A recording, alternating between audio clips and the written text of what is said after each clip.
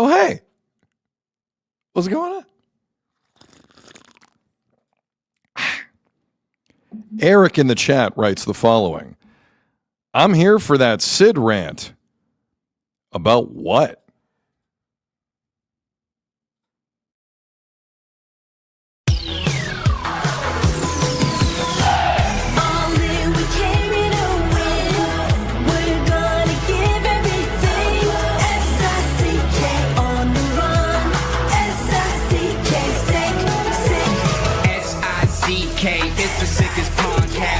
For the audio, or you can even watch back, giving players all the props or put them on blast. We don't give no hot takes, only talk facts. We're giving all our devotion, riding high on this wave of emotion, going all out, yeah, cause this is our time.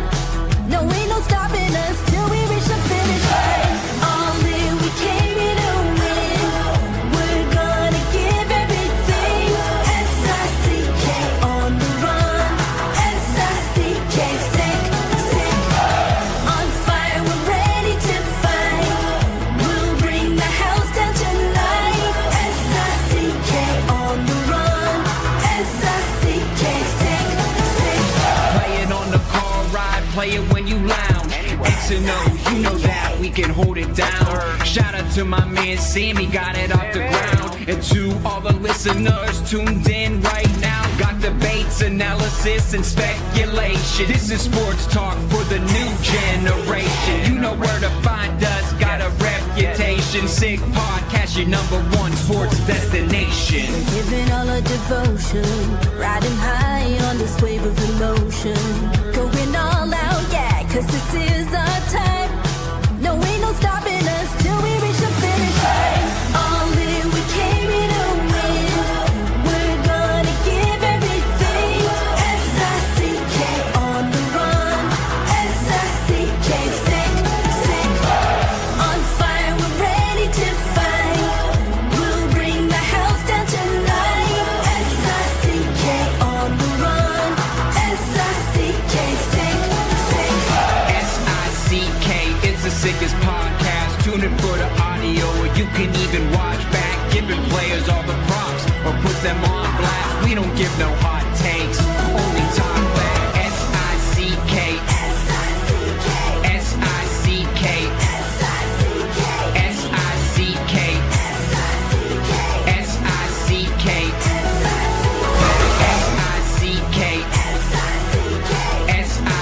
S-I-C-K, S-I-C-K, S-I-C-K. All in, we came here to win. We're gonna give everything. S-I-C-K on the run. S-I-C-K, sick. You are now listening to The Sid Seixeiro Show. Powered by Sick Media, the sickest Toronto sports show. Now, here's your host, Sid. What's up? It's Sid. It is Monday, July the 6th. It's basically almost Christmas. Sid Seixeiro Show powered by Sick Media. We're live on YouTube, X, and Facebook. Azo's over there. Say hi, Azo. Hello, everybody. His pod was down too. You know I'm waiting. how professional Azo was? I figure you're going to go for a little bit. I am. But I just wanted to say hello. Thank you. Hello, everyone. How's the barbecue? Well, we'll get into it. I had so much barbecue over the weekend. Dude. Attaboy. That's my guy. Let me tell you something. That's my guy. Let me tell you something right now. If you don't like hot dogs, you're a loser. Hot dogs are the best. Barbecued hot dogs are the best. Yes. Barbecued hot dogs are the best. Burgers are the best. Barbecue steaks are the best. Barbecue steaks are the best. Everything on the barbecue's good. I have to be honest with you. I could go without the steaks. I can go without the steaks. Okay, we're done already. You want to start a fight? I can go without already? steaks. I'll take grilled veggies. Come on. I'll take my burgers. Come on. I'll take my hot dogs. And I'm good. I'm good. Little, maybe even some fish. Little salmon on the wood block thing up top. What about a sausage? You a fan of sausage on the barbecue? A sausage is is an adult hot dog. Is what that is. It really is. It really is. But I have to be in the mood for it. Okay. A hot dog is more of a hit and run experience. Nah, real barbecue is just burgers and hot dogs. A sausage is like Lindsay in the chat. Veggies, LOL. I eat veggies. Veggies on the grill, pretty good. Too. I eat veggies on the grill. You never have veggies on the grill, man? Yeah. Those little veggie kebabs with the mushroom and all. So that? good, dude. Yeah. Really good. You need some fiber. You need a little something like that. I'm seeing something constantly in my feed right now in my timeline. And it's the same thing from everyone. I don't care who you are. I don't care if you're a sports fan or not. But it's a similar refrain. And here is the thing I'm seeing everywhere. What am I going to do when this World Cup ends? Everyone's in love with it. Yeah. Even in the sea of corruption that we're swimming in. Everyone loves the World Cup. Been some good games. The FIFA. There was like The FIFA. I was at Portugal, Croatia Thursday. Oh, were you? Best World Cup game ever from this year. Until the next night, when the best World Cup game happened between Capo Verde and Argentina. Until last night between England and Mexico. This thing's been unbelievable. It's been amazing. And listen, Norway, Brazil was the bee's knees. Good. France, Paraguay was a disgrace. Paraguay, you're a disgrace. I agree. You are the worst soccer nation in the world. In the world. There's two countries right now watching this World Cup going, what the hell happened to us? It's Italy and Germany. Italy lost to Bosnia, who's beyond average, and Germany couldn't beat those cheating bastards from Paraguay. They embarrassed themselves. Paraguay embarrassed themselves against France. They were the lowest of the low. The lowest of the low.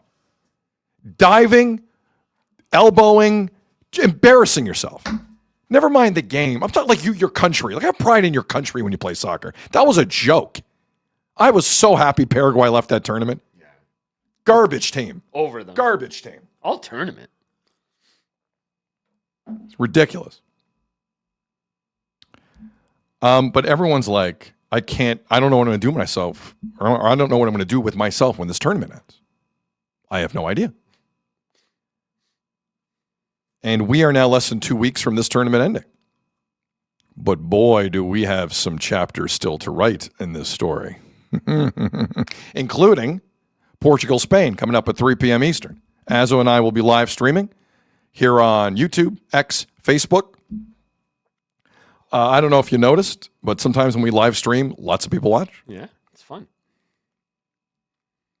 So that's coming up at 3 p.m. Eastern. Feels like extra time to me. I think Portugal's going to win the game. You got to say that. It feels like extra. Oh, you're not going to make your softball game tonight? He's not going to make a softball game tonight. How will the country regroup? We'll see. All right. Spain's got it. Azo, good to see you. Now I'm going for a walk. Yeah, go for it, man. Go for a stroll. So, Nick in the chat, my cat is currently snoring beside me. Nick, thank you for the update. Cats are like loud snorers too, especially fat ones. My cat's like a little bigger.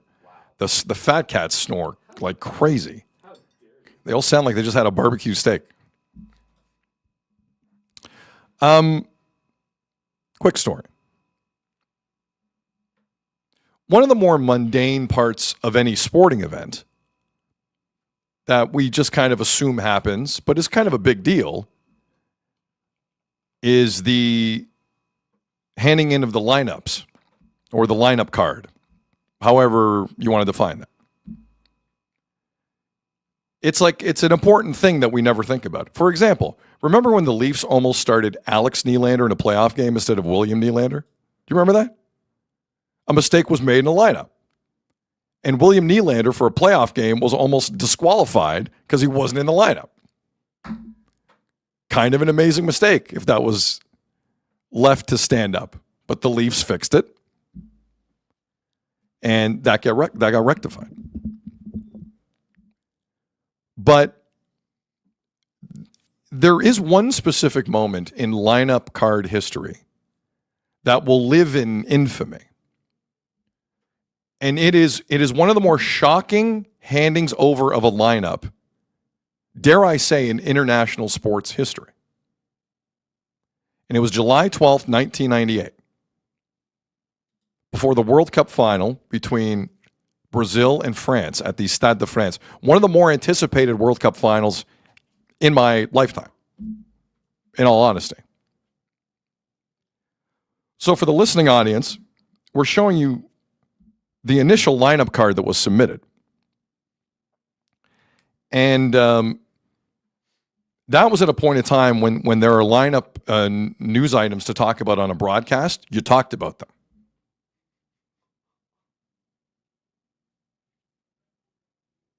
Pick up what I'm putting down? This is 1998.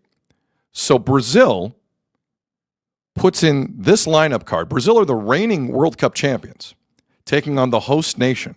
That is a powder keg of attention and excitement. Brazil put in this lineup, and there are some legends of the game on this Brazil lineup card, July 12th, 1998. Roberto Carlos, Tafarel, Cafu, Dunga, a young Rivaldo is there. Bebeto, the legend, is in there. Edmundo, solid attacker. But there was one name missing from the starting lineup. He's on the bench, but he wasn't in the starting lineup. And this thing set off a bleep storm unlike I have never seen before in my life. And the name missing from the top of the page is number 9, Ronaldo. The Brazilian Ronaldo. At the time, he's 21 years old, and he's the reigning World Player of the Year. Scored 34 goals that season for Inter Milan in Italy, when Inter Milan and Italy had really good internationals in their league. That's not the case anymore. But right before the game, Brazil have their best player and most marketable player on the bench. And no one understands what the hell is going on here. Ronaldo had scored 4 goals in that tournament up to that point, assisted on 3. It's not the goal scoring we're seeing in this tournament, but back then that was pretty good. So all hell broke loose. And the stories that emanate from that moment still are tough to kind of pinpoint today. But the general facts of that are as follows. Ronaldo at the hotel had a seizure and was taken to a local Paris hospital. They cleared him. He went back to the dressing room. Initially, Brazil had, obviously, because he had a seizure, said Ronaldo's not playing in this World Cup final. Ronaldo went nuts. Half the dressing room went nuts, saying, no, he's playing. While the other half of the dressing room went, you can't play a guy who just had a seizure. Have you lost your mind? And legend has it, fistfights broke out in Brazil's room before the biggest game of their lives. Picture that. I'm sure the same thing happened in the Leafs dressing room all those times they lost. Same level of passion. I don't know why the Leafs are catching strays, but they are. So the initial lineup, Azul, do me a favor, put that lineup one more time. This is a moment in time that led to a level of sports chaos rarely seen at that level. When Ronaldo, number 9, showed up at the bottom of the page as a sub. Now that was shortly rectified. And Ronaldo went out there against Zinedine Zidane and Didier Deschamps and a really good French team. And guess what happened? Brazil got their ass kicked. 3-0. Zidane 2 goals, Emmanuel Petit the other. 3-0. Greatest night in French sports history, dare I say. To win a World Cup on your own terra, your own soil. Think about that. But Ronaldo was not going to be left out of that lineup. Whatever happened, and to this day, it's still a sketchy story. There is talk people in the room were sworn to eternal secrecy on it. It was that bad. But Ronaldo would not be denied. He was going in that game. despite the fact there were others in the room who did not think this was a good idea. Now, if you look at it from 40,000 feet, probably wasn't the best idea that Ronaldo went in there. The entire team clearly looked like something had happened. Like if you go back and watch the whole game, FIFA, either on YouTube or on FIFA Plus, we can watch it anytime. Brazil were not there mentally, and neither was Ronaldo, the best player in the world at 21. But despite what had happened, he was going in the game. He was not going to be denied. Would the consequences be different? I don't know if he didn't play in the game, but the point is, that's a big game for your country, isn't it?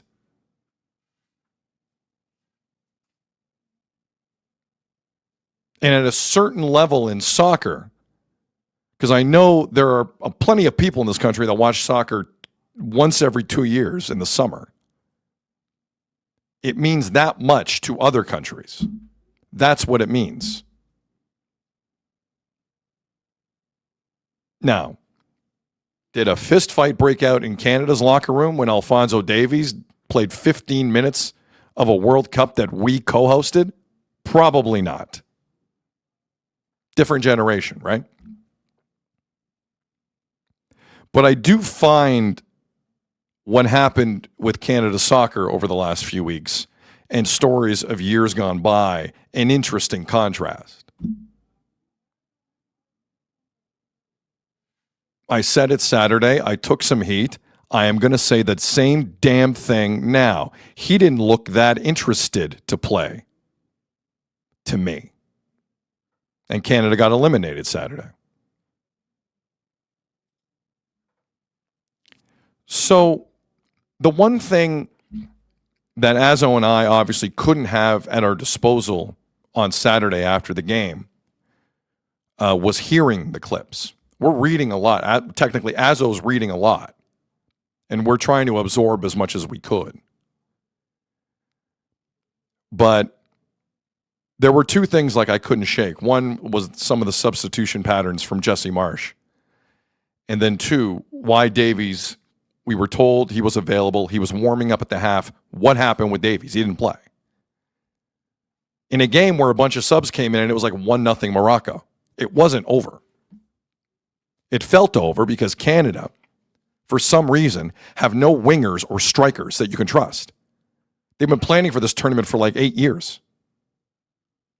The wing play and the striker play from Canada. Cal Aaron, I'll give Cal Aaron a pass. I actually thought he was pretty good. And in games, not just against Qatar. But from an attacking standpoint, this team was neutered. Neutered. It's like they never played with each other. But it was 1-0 when the sub started. You would think, having been told Alphonso Davies is available, maybe now make him available. Having seen him running around at halftime, going at full speed, now would be the time. I mean, in my mind's eye, you have to drag Alphonso Davies off that field. He's your captain, right? I think. You have to drag him off the field. So one of the things Azzo and I couldn't hear was the mix zone interview that Alphonso Davies did after the game in Houston on Saturday with Christian Jack and a bunch of other reporters. I think it's appropriate to run this. This is about 80, 90 seconds, I think. Audio's not the best, forgive me. But we have to hear this from his mouth. Our captain, Alphonso Davies, who has been dealing with hamstring issues virtually the entire calendar year. Obviously, in training, I felt a little bit something, but at the end of the day, me and Jesse had a conversation. He said, if I feel 100%, I told him no, to be honest. Obviously, we want players on the pitch that are 100% to play the game and 100% to give everything. And I felt like, I wasn't there yet. And so this is why we made the decision. I don't want to be a burden on the team or on the pitch, and I'll give my all. Every time I play the game, I want to give my all. and fully play this game, with freedom and no injuries. But at this time it was tough. Obviously it was tough sitting there watching the game, knowing I'm not 100%, but yeah, just wanted to see how it is. It's an injury where you can't take any risk. Obviously with my history of hamstring injury, I had it 3 times back to back in the last 6 months, or 3-4 months. It's something that is very delicate, especially with my game. There's a lot of speed, a lot of running. So if a player is not 100%, that that has that speed, it's tough. It's tough to give everything. I was just trying to see how it is, but obviously 24 hours is not going to magically make your hamstring injury or hamstring tweaks go away. So I was just trying to see how it is. Maybe I could have gone in, but yet again I was doing my sprints, and every time I took a step I felt something. That was after the game Saturday. A couple things. One, he mentioned he didn't want to be out there if he wasn't 100%. Let me ask you something. Was Moise Bombito 100% in that game? Having broken his leg last October? He's not risking anything for Canada? No. Steph Eustachio couldn't start the Switzerland game. Don't tell me he doesn't care. Of course he cares. He started that game front to back against Morocco. He wasn't risking anything? You think he was 100%? You think he was good to go? Alistair Johnston was hurt most of the year at Celtic. He's not risking anything?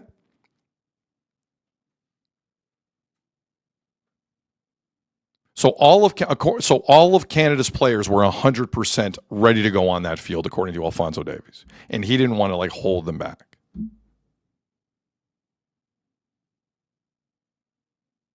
That's ludicrous. That's ludicrous.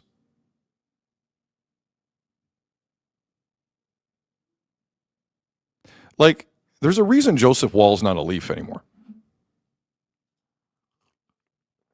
You guys know that, right? Not that he doesn't have talent. Not that he's not liked. He's extremely liked.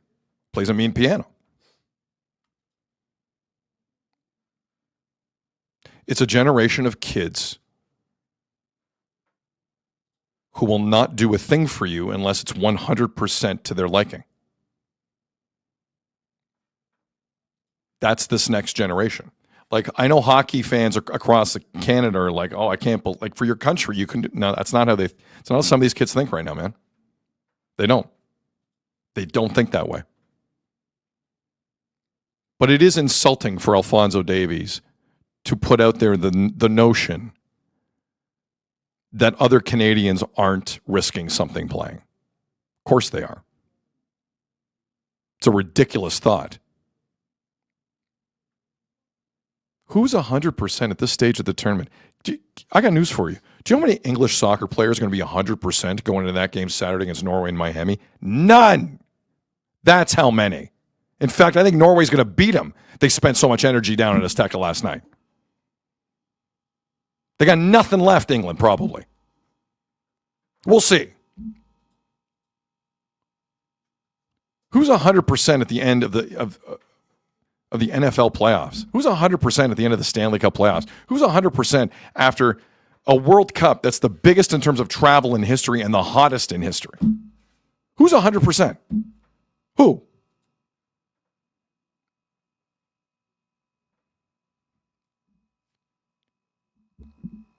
I don't know what the hell I'm watching here with Davies. I have no idea. And we got lied to twice by Jesse Marsch that he was ready to play. He wasn't ready to play. Was never going to play, apparently.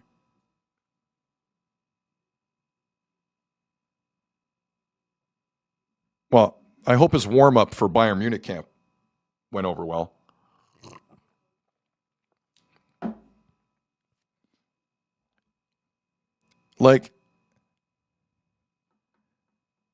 Here's the other thing, because I'm hearing a ton of folks in this country say the legacy of what was created. First off, a bunch of really hardworking Canadians, when it got back to Pearson yesterday, no one was there waiting for them besides family. No one. You want to talk to me about legacy? How about the kids watching and then turn to their parents, the girls and boys watching that yesterday, saying, but mommy and daddy, I thought Alphonso Davies was going to play. Because we were told that by Jesse Marsch's big mouth.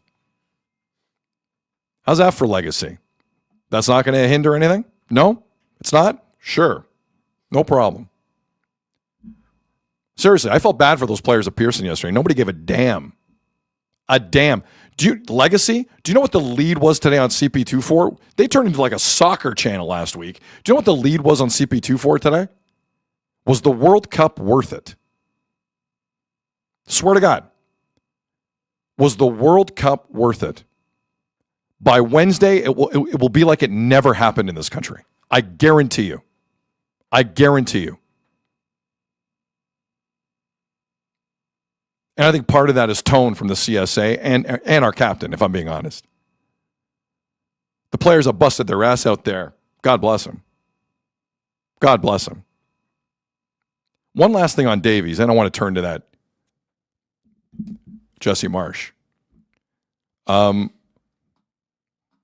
was watching some stuff online last night, and Gareth Wheeler from One Soccer brought up a really good point, I thought. And like, there's a Gold Cup scheduled for next year. Canada will be in that. Can't wait to lose to Guatemala in that competition. Possibly Canada will be in the 2028 Copa America if we're invited. And World Cup qualifying starts next fall for Canada for the 2030 World Cup, happening in Uruguay, Argentina, Portugal, Spain, and Morocco. Gareth asked a very important question. So when's the next time Davies plays for Canada? So he played 15 minutes of a host World Cup for Canada. But he's going to race to the Gold Cup next summer? Really? Really? Got to make that El Salvador game. Morocco? No, not today. Not Morocco. I'm going to play today. I'll be there for El Salvador next summer, though. No idea when this guy's playing next for Canada. No clue. No clue.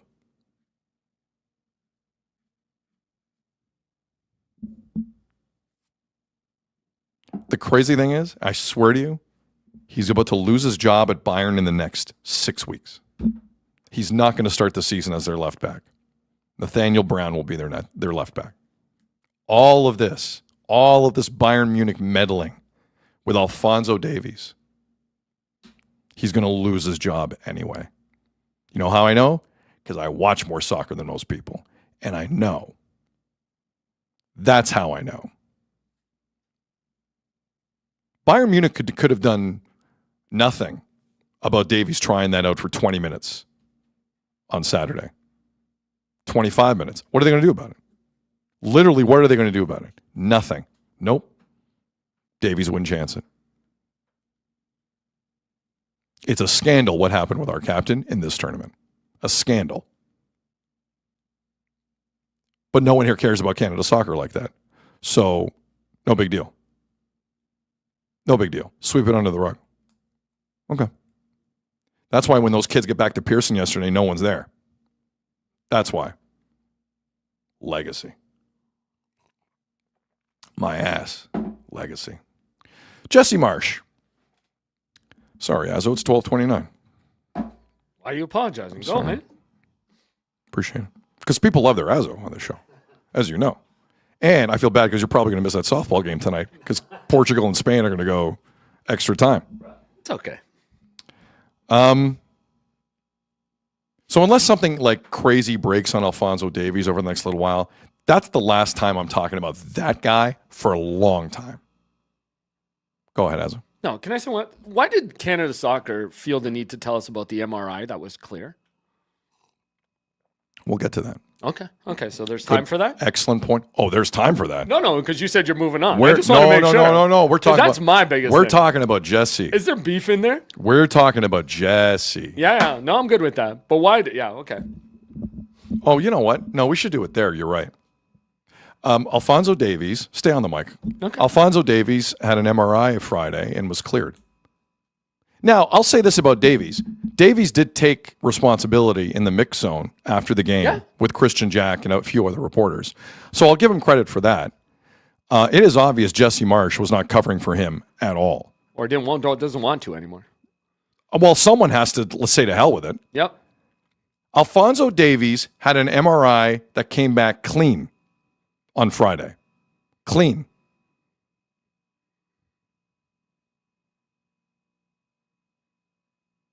Now, we'll talk about the communications of this with Canada Soccer and Marsch here momentarily. But the decision by Davies to not play for Canada is 100% on his ass. Okay? And I know he put out some statement on Instagram yesterday. I don't give a damn about it. I didn't even read it. I don't care. As far as I'm concerned, he is no longer the captain of the men's national team. That was unbelievable. Either tell me, hey, Canada Soccer and Alfonso Davies, guess what? I wasn't raised in a cave. If you tell me he's hurt and can't play in the tournament, fine! I get it. He plays like Bundesliga Champions League soccer. I get his concern. I get Bayern's concern. I get all the concerns. But we weren't told that. We were lied to over and over again.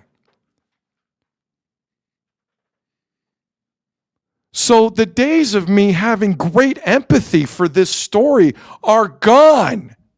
He's no longer the captain of the team. You think the guys in the room were cool with how that played out? Wake up. Wake up. There has been damage here done. The legacy of this tournament, the legacy of the tournament is we got lied to left and right, and the captain didn't want to play. And they beat South Africa and Qatar. Might as well be Argentina.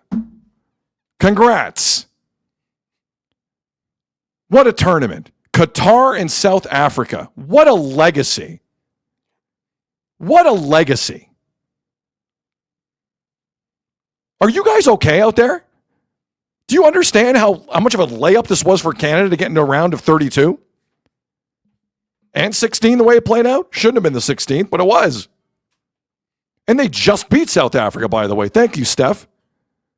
It's not like they trounced them.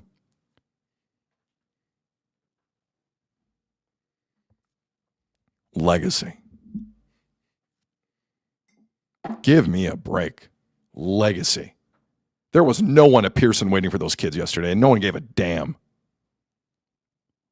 No one gave a damn. Someone comes back with a bronze medal from a swim meet in Paris and Olympics. The place is full. No one gave a damn about those kids yesterday.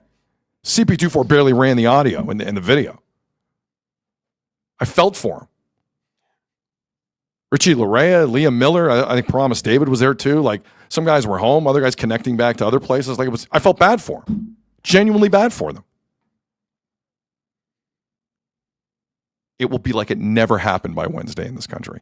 Like it never happened. And it makes me want to cry. It makes me want to cry.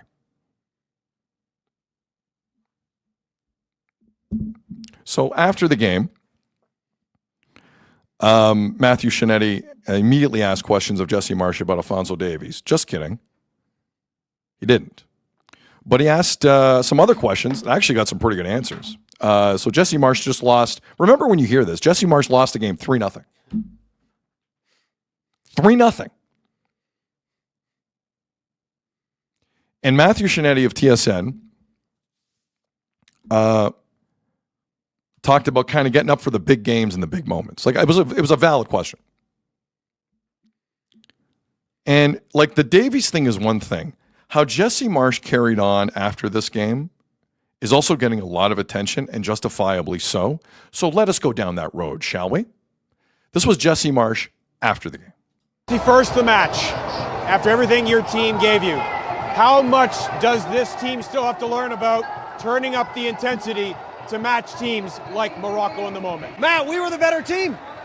We were the better team, right? They made a couple more plays than us, but cranking up the intensity was not the issue. It was just they have a little bit of quality in the final third, and we lacked a little ability to make a play when we needed to. But in terms of the match plan, the idea of how we want to play football, the idea of a bunch of guys believing in themselves and going after it and taking a top team who hasn't lost, and I don't even know how long, and taking them to the limit. We were the much better team in the first half and even at the beginning of the second half. It was one play that made it 1-0. Otherwise, the game was ours. Just to correct Jesse Marsch, because I watch more soccer than he does, Morocco lost earlier this year to Senegal in the African Cup of Nations. So that's the last time they lost. But the line, we were the better team, in a game you lost 3-0. Morocco's head coach, Mohamed Ouabi, was told about this comment, the winning coach, and the coach who handed Jesse Marsch his strategic hat in the second half of that game. Mohamed Ouabi, the winning coach. Jesse Marsch was a losing coach. Ouabi was the winning coach. There's a difference there, right? The winning coach said this about those comments you just heard. Quote, in terms of intensity, they were good for 98 minutes. Were they better? Hard to say. It takes some nerve to say that when you lose 3-0.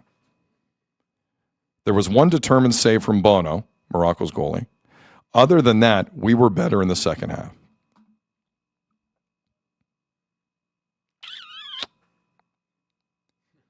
Marsch didn't end there with Shinetti. I really wish he would have, but he didn't. Shinetti gives him the softball about what this means to the country. Movement you've created in Canada. What do you hope as the road to 2030 begins right now? What does tomorrow look like, and the tomorrow into the tomorrow now that Canada is a different nation?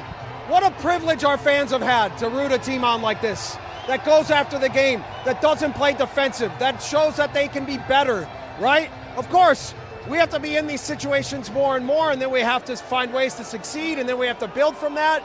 But what a great team. I'd rather be us than them. As good as Morocco is, I'd rather be us, right? Like, I'm really proud of our guys. We went after the game. They're hurting right now, but my goodness, I couldn't be prouder.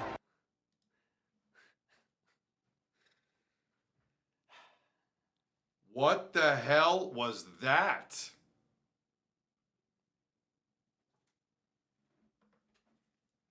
If I'm a Canadian player and I hear that, I'm thinking, I'd rather be them than us. I'd rather have their coach than us. I'd rather be us than them. They were in a World Cup semifinal 4 years ago.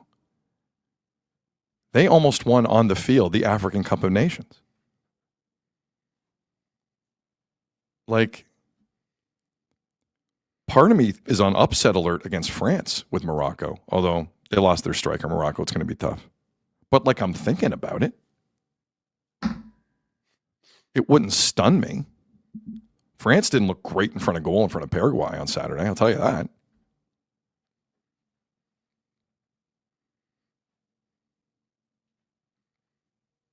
Like,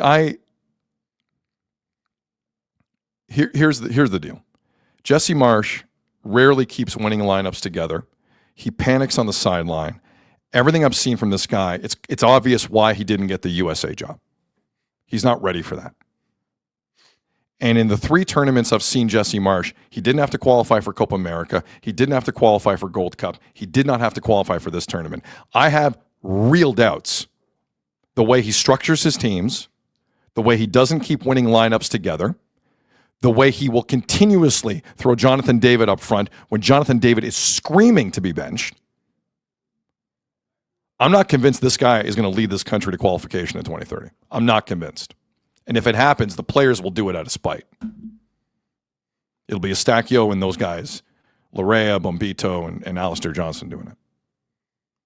And heaven help us if we can find a winger who's consistent or a striker, because in my lifetime, I haven't seen it. But in those moments, like, people are laughing at Jesse Marsch. Ergo, they're laughing at us with that comment. I'd rather be us than them. These quotes, guys, these quotes travel at a World Cup instantaneously around the world. You're not at some rinky-dink Charlotte camp with a bunch of Canadian media that no one in the world cares about. That's not what that is. That stuff, that reflects on all of us. Canada's getting laughed at because of this guy. And that's like a morsel of it. Azo and I were going to walk through the rest of it here in a second. But Marsch isn't up for it. I think that was pretty apparent. And never mind how disrespectful he was to the media. Well, to TSN, he was fine. Did you hear Julian de Guzman on air said they went to dinner the night before with Canada Soccer, all the TSN guys? No. Did you hear that? I missed that. Yeah, he said that on air. Wow. Yeah. There you go. Glad they had a good time. Yeah.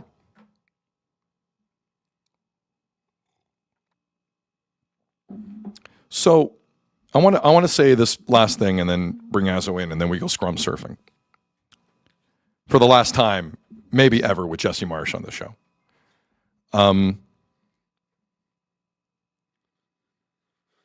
I understand people leaning towards the legacy of this moment.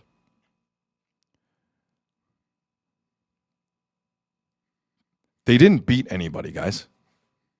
I'm sorry. Like, there's no... Canada today are the same nation internationally as they were before this World Cup started. They're decent. They're not great. And on top of that, their captain's a little flighty. And the coach has way more bark than bite. Way more.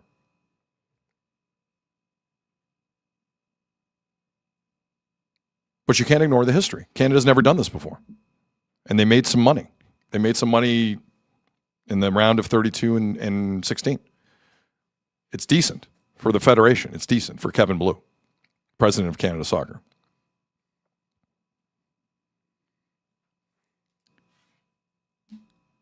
My fear is that this opportunity has just been wasted by a combination of bad PR, an in-over-his-head coach, and a captain who is disinterested. And it will override a lot of decent performances on the field. I'm afraid that's going to happen. I'm feeling it now. I'm kind of feeling it now. This was a big moment for Canadian soccer. I don't think they grabbed the bull by the horns. I don't think they did. Not staying in Vancouver for the round of 32 will affect things. That will be a big regret by the Federation. Davies better be hurt. He better be hurt to miss that game. Steph Eustachio missed the start of that game against Switzerland. I'm pretty sure he's hurt.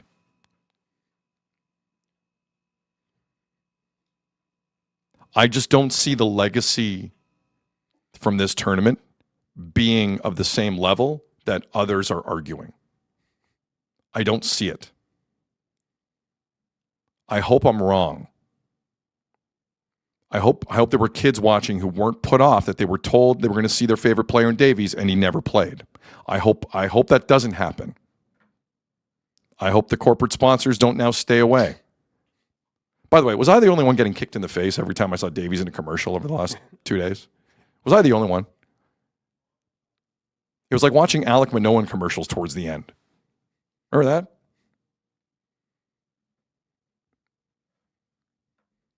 I don't think this legacy is going to hold past Friday. And the country will go about its business not watching soccer on Fubo TV or DAZN. Because there is no soccer on Canadian television right now.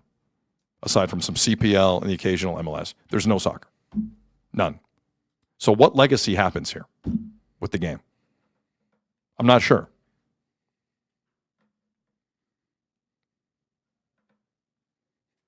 But winning kind of changes a lot. Canada's not ready for that yet. Canada's better than any time in my lifetime, but that there's still a bar here that cannot be cleared. And that will take some decades. But I don't think Jesse Marsch is the guy who's going to be able to do it. And, like, guys, John Herdman had more composure on the sideline than Jesse Marsch. And John Herdman was a lot of things. But like, I'm not feeling this. And we'll let you hear a whole string of Marsch here in a second. To the Canadian players that busted their ass and actually played hurt and risked things, to them, I thank you for this performance. You were very good. There weren't enough Canadians who were, and the captain didn't care. Sid, you can't say he didn't care. You can't say he didn't care. You could watch the footage at a Bayern Munich that's going to come out over the next few weeks of him flying down the sideline. Watch this. Watch this. I'm going to retweet it on Twitter. Watch this. Well, now he's in a competition with some young hotshot German for the left back spot at Bayern Munich. Watch this. 15 minutes at a home World Cup for this country. 15 minutes. That's what he played. You have the White House trying to like rig tonight's USA-Belgium game. That's how much people care down there. We'll get to that in a second. Up here, most Canadian thing I've ever seen. That's Alfonso, don't worry about it. I wish I felt different about this moment, but I don't. I feel like this was squandered. Don't tell me beating South Africa and Qatar is a legacy, because I'm not that dumb. Didn't beat Bosnia either, by the way.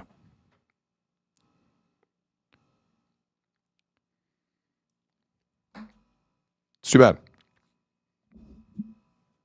It's too bad. The problem is not enough Canadians care like that to affect change. If Austin Matthews is held out of 3 games where we're told he's going to play, there's a riot. If Nick Suzuki or Lane Hudson is held out, there's a riot. McDavid, go down the list. How would that story play out in Canadian markets, by the way? How would that play out? Mike Babcock in a playoff game the morning of.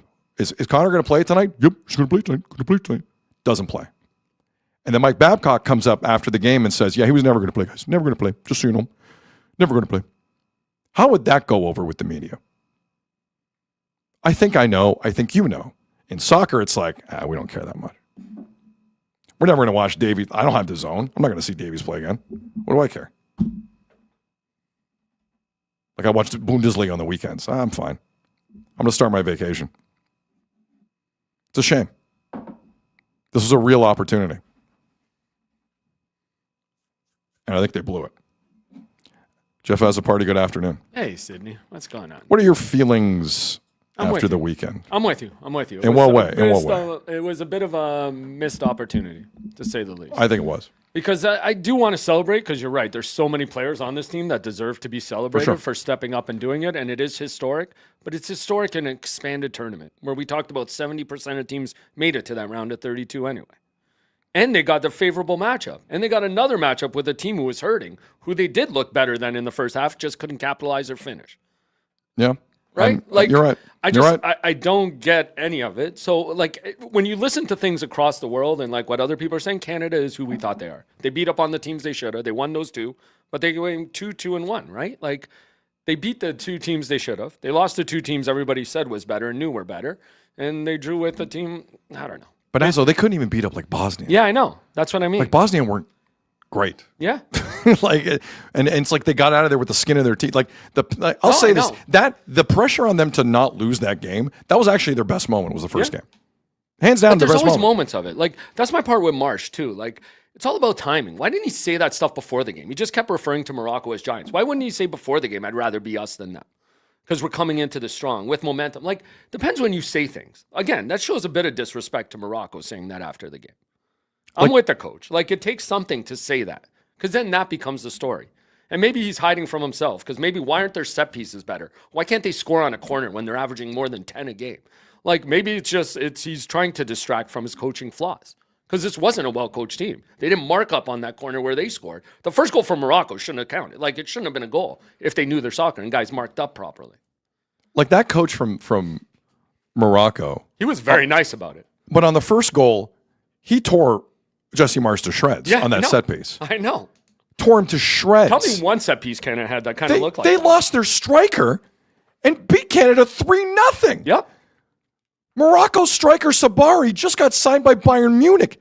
Big time talent. Mm-hmm. He was running circles around Brazil and other teams in this tournament. They lost him early in that game. Marsch was completely neutered. But where was Marsch with that confidence before the Get game? outta Saying here. He says it. He just kept calling them giants before. Like if he would have said that before, I'd have more love for it. Yeah, you're right. We'd rather be and come in there fighting. It's the same. Canada soccer falls in the same trap all the time. A con artist comes up here wanting to build the monorail, and we're all like, monorail, monorail, and then it just stops working. Yeah. And we're like, what happened to the monorail? Because he was never going to work. That's what happened to the monorail. Yeah. Big in the chat. Get over it. Canada is a 30th ranked team. Not wrong. No, but they had it's not wrong. But I'm with you. I don't succumb to that line of thought. I don't. And yes, we can celebrate these guys because they deserve it. Go watch Richie Larea yesterday. He didn't seem happy with how they finished.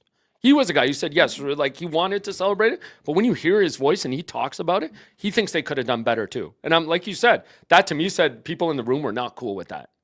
My heart breaks for guys like Richie. Yeah, agreed. And he's a passionate guy. Bombito. Yeah. Shout out Luke DeFougerole as well. Oh, amazing tournament. Again, I don't. Eustachio, of course. But Who is the new captain? But he is the captain. Listen, I haven't coached soccer at that level. I know full well you got to bring on Saliba and take off a striker. Saliba is a better offensive player than half your strikers right now. Maybe more than half. But no, keep Saliba on the bench too. Marsch was clueless. But how many games is it going to take for find a guy that finishes? Like you said, even sticking to Jonathan David might have been the biggest scandal of the entire tournament. How many games does that take? Because he had one good one, you leave him in for 3 more after that? Come on, man. Natterall in the chat. We on the Marsch talk just got in. Yeah, we're about to hit the press conference. Your timing is good. Yeah, and to the point, like again, sure we can celebrate it. It's an expanded tournament. They were hosts. They got a bit of a soft group. They got no, hold on. They got a really soft group, Switzerland aside. Like, that was a soft group. If they didn't make it to the round of 32, it would be a complete disaster. And the fact that they got a favorable matchup worked to their advantage, like with the expanded tournament. Like, let's not forget that when we say how historic this is. It's getting easier and easier to get to those rounds. Cape Verde almost did the exact same thing. Like, to your point, Paraguay was at the same point. And Paraguay are ass. That's what I'm saying. As a soccer nation. So, like, those guys are celebrating almost the same thing we are. And we've been trying at this for a while. Patrick in the chat, Maxime Kripo was poor. Generally, I agree with you. Yes, he wasn't good either. Every game there was a save he should have had that ended up being a goal. I agree with that. The legacy talk, guys, like I feel I know too much. Like I don't buy it for a second. But people can see who are for getting a second. Through. Even What South legacy Africa are you talking about? The round of There's no soccer on television in this country. What legacy are you talking about? What legacy are you talking about?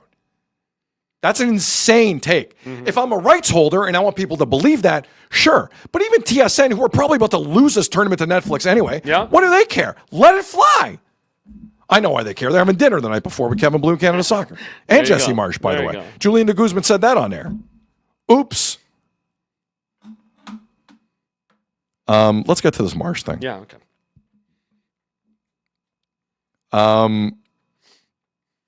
I think we should scrum surf. So for those who are unfamiliar with scrum surfing, Azzo's got a piece of sound. We're going to run it, and we will occasionally stop. We'll let you hear the whole thing. Occasionally we'll stop it. Azzo will interject. I will interject. The chat will interject. And we'll go from there. You ready, Azzo? Yeah.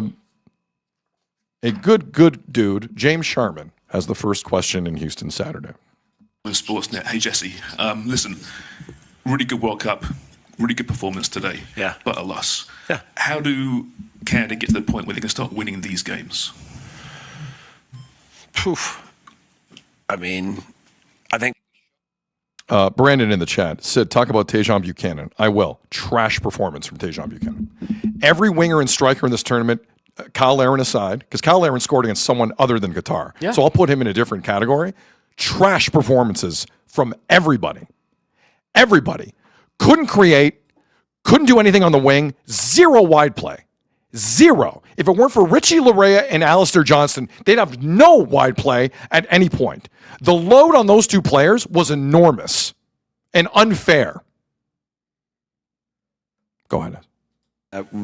in this tournament that we can win big games. You know, I mean, and since I've been here, we won big games at Copa America. We won big games since I've been here. I mean, before the tournament, if we would have said round of 16, I think we would have been pretty satisfied. And if we would have, and by the way, before today, if you would have said your team's going to play like that, right, I would have said, okay, there's a good chance we're going to win the match. Thought we totally controlled the number 7 team in the world in the first half. Total control. Total control. There was one team on the pitch. Somebody should tell him it's 2 halves. Also, someone should tell him about that. By the way, let's talk about the 2024 Copa. Is he really the guy who thinks possession matters? Clearly. The Copa America 2024, Canada beat Venezuela in penalties. Venezuela's terrible. And they beat Peru, who had 10 men on the field. Right. What's the biggest game Jesse Marsch has ever won with Canada? That's what I'm asking. Yeah. I'm asking. Go ahead. And then we weren't able to make the play. And even at the start of the second half, we were the aggressor. We were the ones in control of the match. We were the ones that looked more likely to score. And so they score a goal, and goals change games, and then, you know, they can sit back a little bit more. We have to find ways to push a little bit, and then it winds up being 2 and then a third at the end. But the way we pushed, the way we were in the match, the quality we showed, the overall impact in the match, we were better. We were better than the number 7 team in the world today. You weren't. You definitely weren't. You weren't. Jacker in the chat. Everything is totally under control. Totally. Goals change matches. When did he make his first sub? Like, what did you do? We got to push once a goal scored. Did you? Well, Did he you would make know it? Canada had 0 goals. Jonathan David was a disgrace. Can we have 30 seconds on I'm this? telling you, that's the biggest scandal. A disgrace for Jesse Marsch to look at Jonathan David go out there and lose every foot race and not win a ball and not get any effective action towards the goal and to continuously play him is just idiocy beyond words. Idiocy.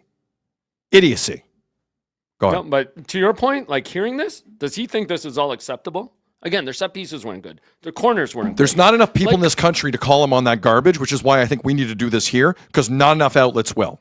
They've moved on to the Sergei Bobrovsky sound from Friday or the Leo Carlson offer sheet. They've moved on in this country. They do not care.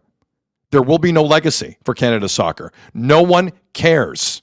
We're really betting on talent now, which we have. Which is why people think they can come in this country and get away with that. Yeah. At least we want to put some voice to it, then we'll move on too. But that's the problem in Canada. Everyone's already moved on. Yeah. Wow. Go ahead. Joe, right next to James. Joe Callahan, Toronto Star. Jesse, just one quickly, which is Alphonso Davies' status and what the situation was with his injury today. And then if you don't mind, on the set piece for the first goal, there are 5 Moroccans in the box and 10 Canadians within 12 yards of Max. What happened there, the switch off? What a question. Yeah. Good on you, man. Second what question. a question. You got completely outcoached on that set piece. You want to talk about it there, Jesse? You want to talk about it there? Bang on my Hot shot American guy? You want to talk about it? Do you know how to defend a set piece? Do you know any? By the way, you might want to train a little less hard with your players because everyone's getting hurt during training. You want to talk about that? Does anyone want to talk about that with Jesse Marsch? Mr. Notoriously hard in training and everyone's hurt? Go on. No, so first with Alphonso, he didn't feel right yesterday in training, and we got an MRI, and it was clear. So the good news was that there was no injury, but his hamstring didn't feel. That's as close to Canada Soccer throwing Alphonso Davies under a bus as you're going to hear. And that's the only thing I liked from Jesse Marsch postgame. Let's be honest about this now. This was 100% Davies. And Davies. You know, 100%. They were putting it back on him. And just to say you didn't feel right, it kind of sucks because you want an athlete to understand his own body. But, like, how are you going to call him on that? You can't. He just didn't want to play. He just kind of did, though. No, he did. Yeah, for sure. Anyway. And we were hoping that by the time this morning he woke up that he would feel better, but he didn't. And so we wanted to be cautious and make sure that we weren't risking anything. And obviously at the 60th minute when it's 1-0, it would have been great to have him in the match or even at halftime. Sorry. That line has been undervalued in the postgame. 100%. Yep. At the 60th minute down a goal, we would have loved to have him in the match. I guarantee you something. If Jesse Marsch is saying that publicly, there are players in the room saying it privately. 100%. Without a doubt. Alphonso Davies is no longer the captain of this national team. Any of you who don't like the comment, kiss my ass. Because there are players in that. You cannot have a disjointed room going forward into World Cup qualifying. If Davies doesn't want to be here, it's unfortunate, but to hell with him. Give Eustachio the armband or Moyes or someone else, and you move forward. Preach. And you know what I was thinking? Wasn't that exactly around the time we saw him cutting off the tape from his feet where he knew he wasn't going in? I still don't know what that was about. No, but that's when they might have asked him. He was cutting off the tape as if someone had told him he wasn't going in. It was performative. It's true. It was completely performative from Davies. You're right. It was BS. I could see right through it. I had no idea what he was doing in hindsight now that it was his decision, basically. Yep. So who are you mad at? Oh, no, I'm so mad. Get out of here. Go ahead. But we weren't able to have him healthy, and it killed him more than anyone. But I think it was the right decision to preserve him and his career and get him fully healthy. The set piece, look, they were really dangerous in a lot of those side free kicks in the near post zone. So we didn't want to leave that space open. And I think that they just audibled and played a ball back, and we didn't deal well with it. So it's a shame. It's a good finish. Also, I don't think the foul was necessary on the wing. I think Luke could have just stood him up. And so let's throw Luke DeFougerolles under the bus while we're here, Jesse Marsch.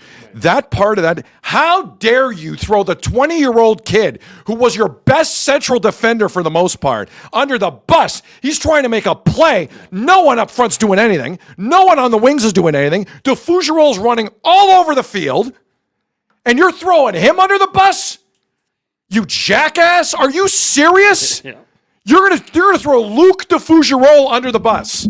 Really? When Jonathan David on the set piece looks, story of his career in the last 2 years, just looks at the ball go past him, does absolutely no. Luke DeFougerolles is the guy we're gonna throw under the bus.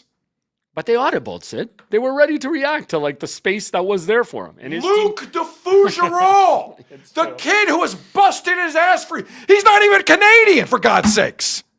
He's helping us. Mm-hmm. But you just told on yourself that you didn't have this team ready. They audibled because they found space nobody could get to, and the guy stroked. Come on. What? Pathetic comment from Jesse Marsch. Another ass comment from him.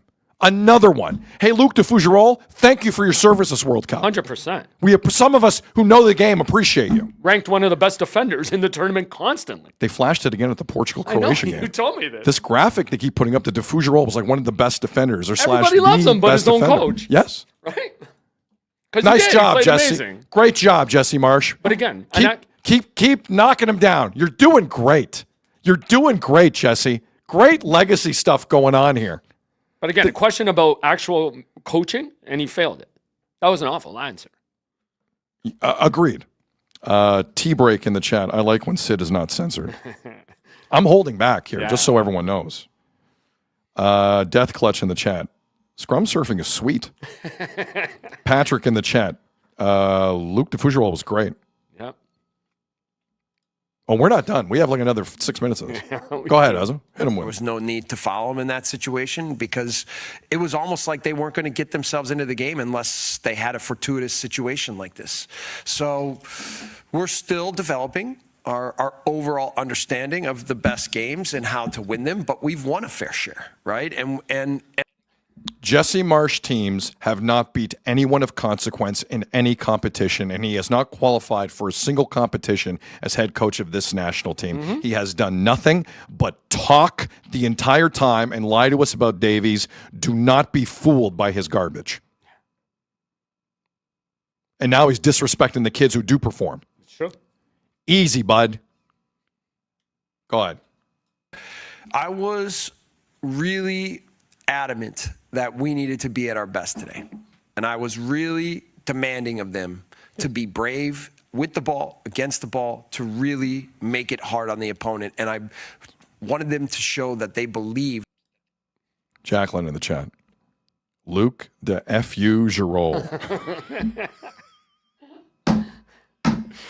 Oh, that's Michael too. That's good. Calling the sixth ranked country in the world lucky probably isn't a great move. What are you doing? Guys, I hate to phrase it this way. I believe I watch more soccer than Jesse Marsch. I in my soul, I know that sounds crazy to say. I think that's a true statement. I do. Go ahead. Better, and they did. Black shirt. Black shirt. Hey, black shirt. Hi, I'm Black Shirt. Jisoo with Derby Magazine.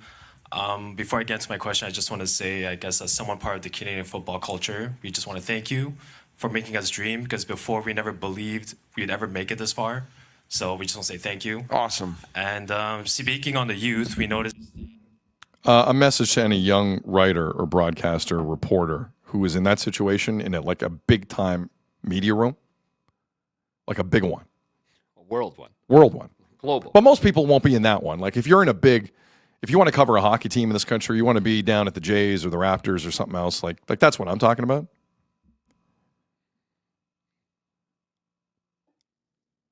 If you want to be respected by your peers, don't kiss ass. Okay? If you want to send a private email or something after the fact, that's up to you. If you're in that room, if you're in a scrum, if you're in a professional environment, because I know there's a lot of new young people getting involved in that, and it's good. Don't kiss ass on a mic. You will not be respected, and you will be laughed at behind your back. Stop it. You are destroying yourself. That is not a room for fans. And if they are fans, most smart ones hide it and occasionally ask a tough question.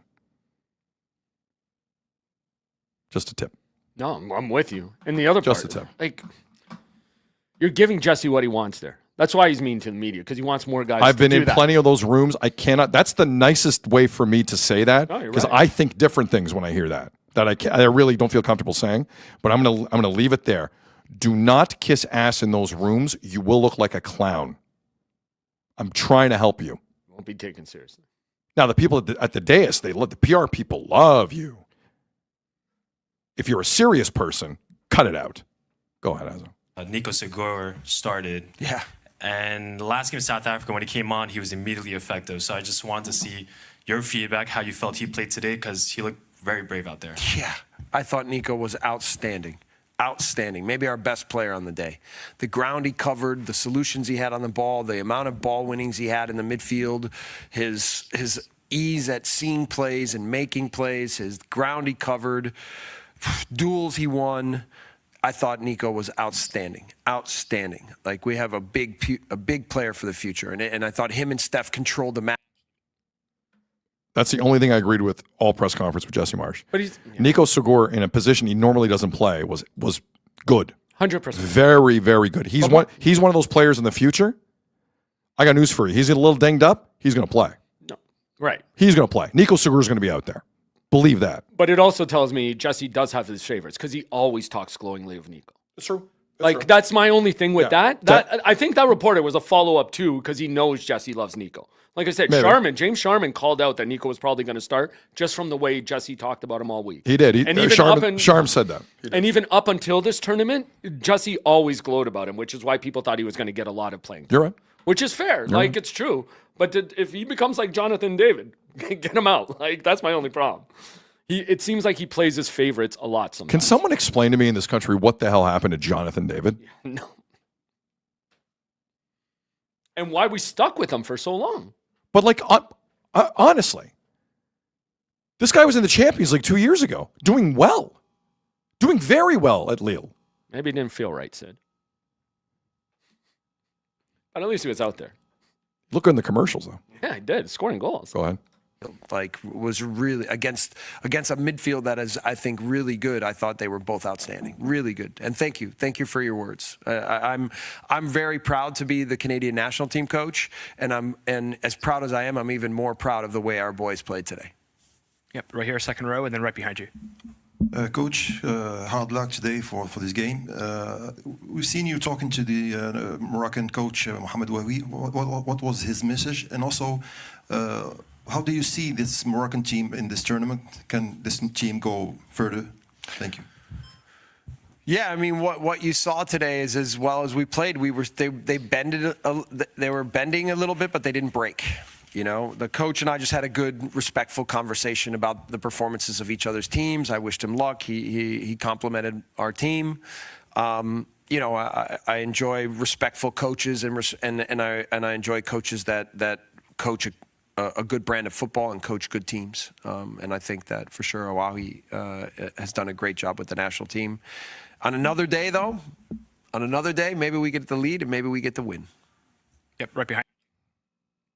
I love how a coach who's never beaten anyone internationally respects Morocco's coach so much. No kidding. I'm sure Morocco's coach is like, wow, that's the praise I've been waiting for. But on another day, we get the lead. As I get ready for France in a quarterfinal, that's the praise I've been waiting for. Wow. Wow. How small time is this guy? Small time, man. Jesus Christ. Go ahead.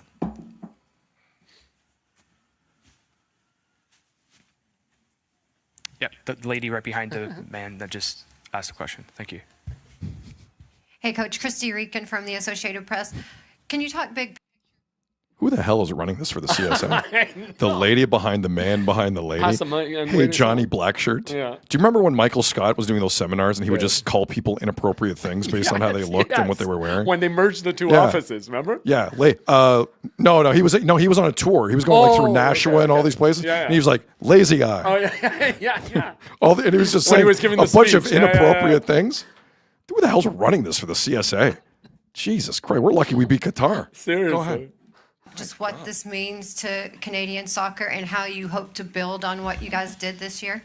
Yeah, it's always hard in these moments, right? Like you go into a home World Cup and everyone's just focused on how hard can we push, how far can we take this thing? And so after you lose and you get knocked out of the tournament, especially when you play really well, it's really tough to swallow. However, I challenged the players. First of all, I told them that I was proud of them, and I challenged them to understand that we can play like this. Jack in the chat. I know, all of them are making me laugh. Next question, mustache? There's some other good ones in the chat, too. Oh, man, I'm dying. Sorry, we're seeing I remember all that. That's when he won, like, he was the top salesman or something? His office? they Pam and Michael Scott went on a tour. Yeah. And he just went from place to place and he had like a chainsaw. Because they were like the top selling office or for some something reason. like that. Yeah, but I remember well, that. they were the only office making money. Yeah, that's what it was. Yes. And it was just, anyway. There's some good ones. There were some really good ones. Like, against the best teams in the world, we can be better on the day. And then the challenge is, can we hold that standard for 90 minutes? Can we make sure that we continue to build the depth of... Neeps in the chat. Guy with the face. Next question. You never been kissed, I saw. Like, pretty good. Oh, my God. Lazy eye guy you mentioned. Yeah, there's some other guys. Oh, my God. Go ahead. The team, can we build that into our youth national teams? Can we build a real Canadian DNA into what the kind of football we want to play, into the kind of infrastructure we want to have, into the kind of academies and the way we teach the game?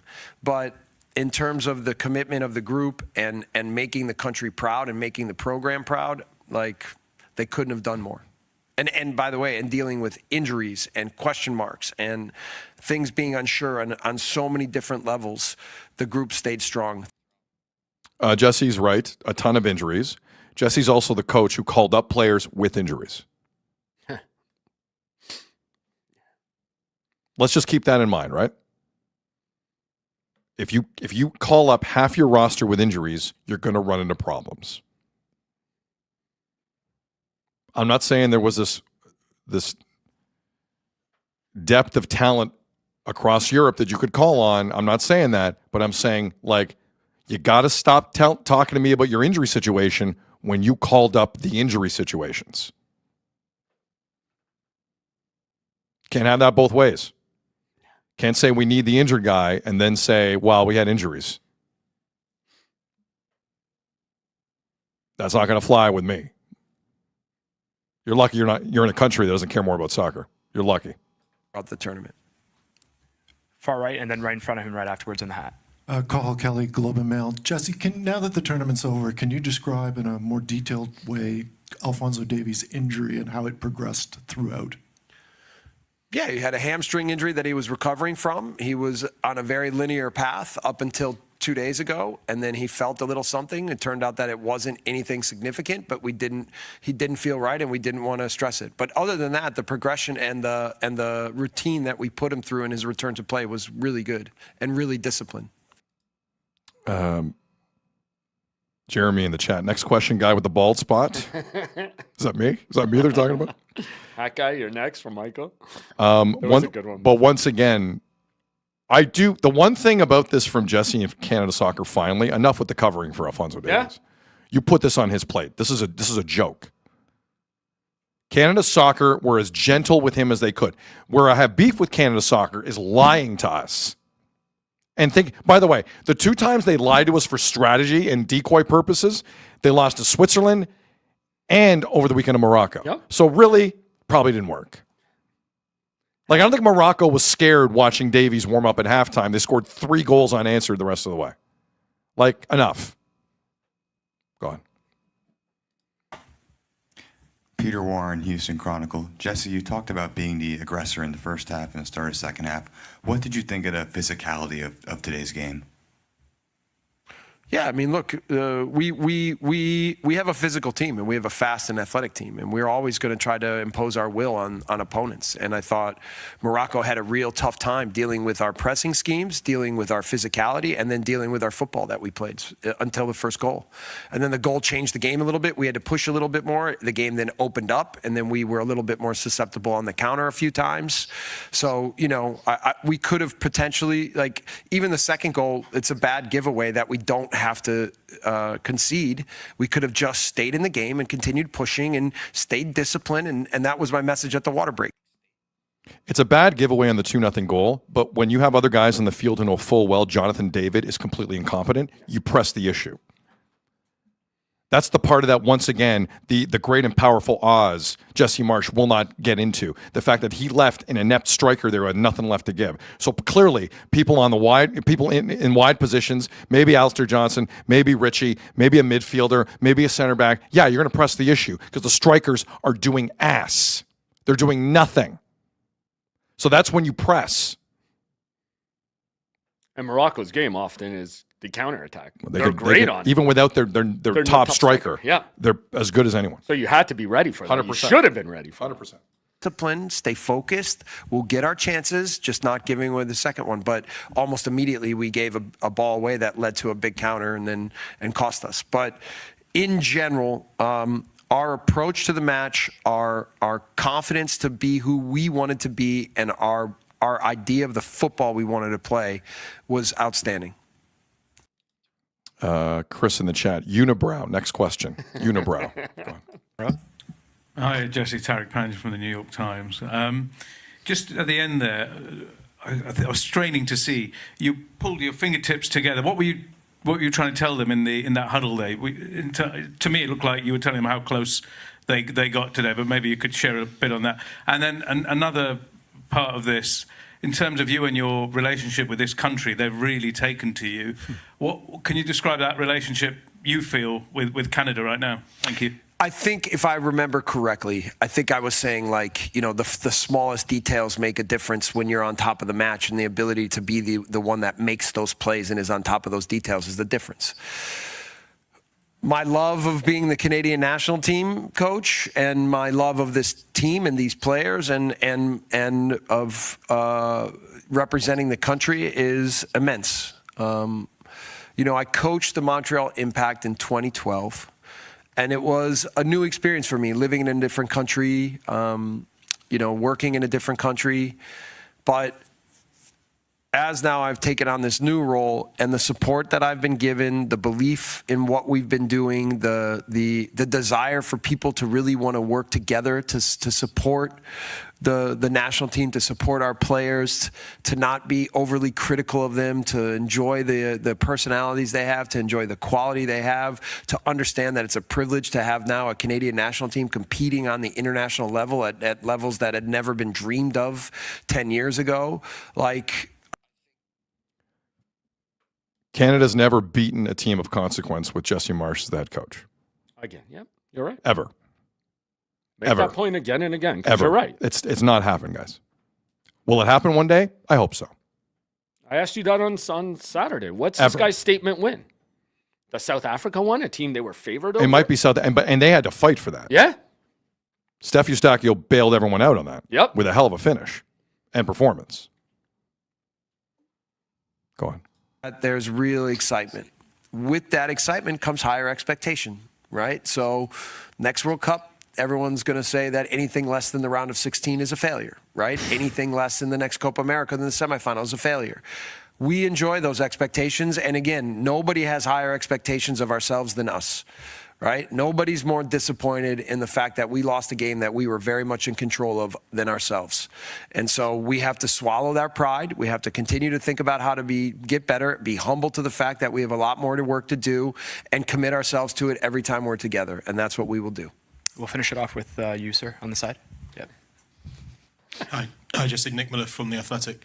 Just one more question about Alphonso Davies. Chris in the chat. Horse face over there. Next question. Yep. You get the last one. Circumstance today in which he could have played. And can I also ask about the process of making that decision? I mean, presumably it's your final call, but who else do you kind of consult with when you're making that decision? No, he wasn't going to play at all, and it was relatively simple. We had a meeting with our medical team last night, and we had hoped that he would feel better in the morning, and we were going to then review things at warm-up, but at warm-up he didn't feel better. He even tried, he wanted to play so bad, he went and tried to get going himself at halftime, and he said it wasn't right. So we didn't want to risk it. I think it was the right decision. So that's it. Team Canada head coach Jesse Marsch, after a World Cup where Canada goes to the round of 16 for the first time in men's soccer history, by beating South Africa and Qatar. By the way, Women's World Cup in Brazil next summer on Netflix in Canada, by the way. Nice. I am getting ready for that. It's always a great tournament. Let's tie a bow on this, Azo. Sure. What point would you like to make on the whole thing? Again, want to celebrate it for the guys who stepped up, went in there and did it. Want to celebrate it for a guy like Kone, who broke his leg and had his career maybe derailed a bit. Hear, hear. For being on the field and playing as hard as he did. And for your captain to say he just didn't feel right to be out there and try and help his team in some way, some fashion. To your point, Morocco lost their best guy in the first half. They made a super early substitution. Do you know how crippling that would be for most nations? But he tried to give him what he could, and he left early, right?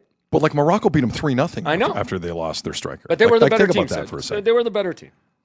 Canada were the better. Canada was the better team. Their Their manager told you something. And stop insulting these other nations like Morocco with some stuff like that after the game. Do you know how much like the international community is laughing at Oh, us I because know. of Jesse I saw Marsch the right now? clips. I got them all sent to me.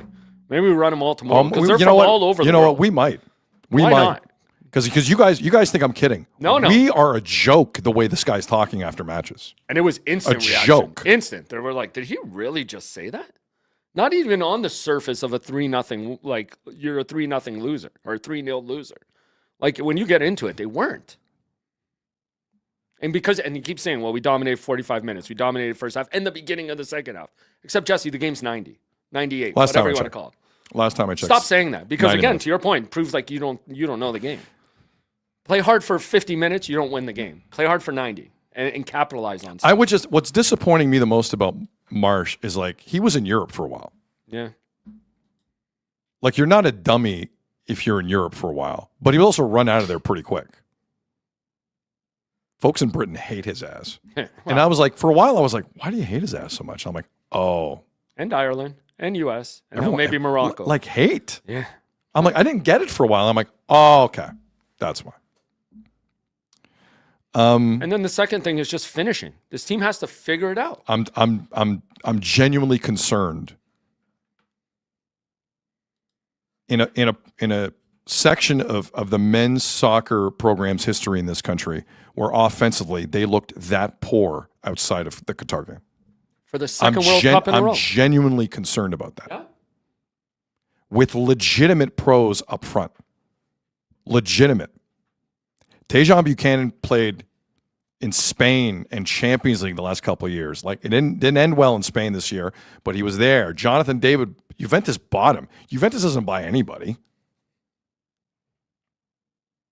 I couldn't believe how poor they looked. Like Alphonso Davies aside, because if Davies played, he was still playing like left back. Like again, the idiocy of Canada soccer. I'd put Davies in the striker role, but no, we can't have Alphonso, our most talented player ever, in the striker role. No, we have to have Jonathan David there. And that's what I was going to say. This is the second World Cup and the second manager that hasn't been able to figure this out. We need to be concerned. But about like this. generally, I'm talking left wing, right wing. I'm talking anyone who played striker aside from maybe Kyle Aaron. I don't know where the program goes if it looks like that all the time. And it kind of, against good opposition, it looks like that all the time. There's nothing happening. There's no number 10 midfielder. There's no like, what I mean by that is like the creative midfielder offensively, like one of those. Canada have good like sitting midfielders who do the dirty work. We have a lot of those. Maybe Saliba could be one of those, but like we're desperately missing that component. And it shows everywhere. I was floored how bad they looked offensively. I was floored. So it's like just tactically, yes. I hope that's the thing that can change going forward. Like nothing's changed for Canada there. Copa America, Gold Cup, this, same garbage. They can't score. Exactly. They cannot score against good opposition. But I just think, again, I'm mad because I feel like I should be feeling different today, and I'm not. Of course. That's why I'm mad.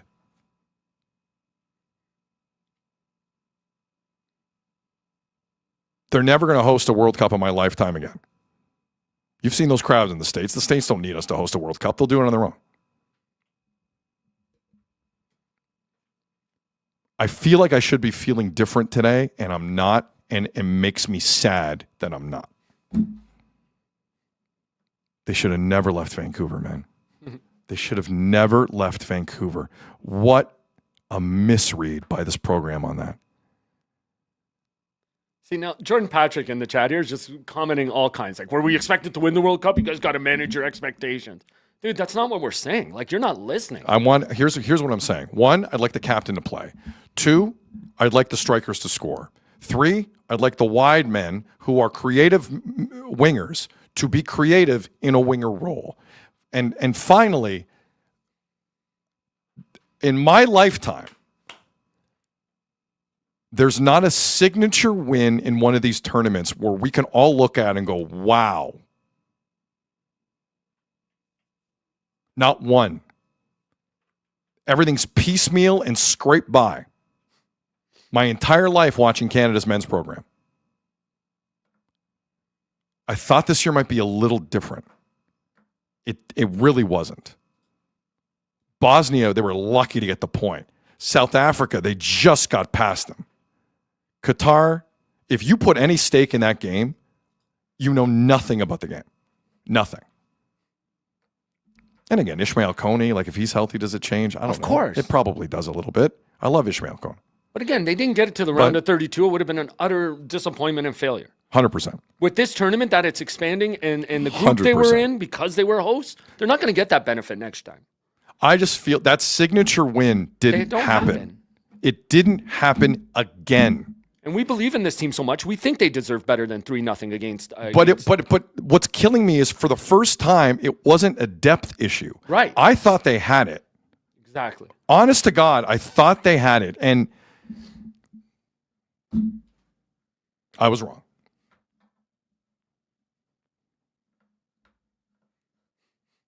World Cup qualifying starts next fall.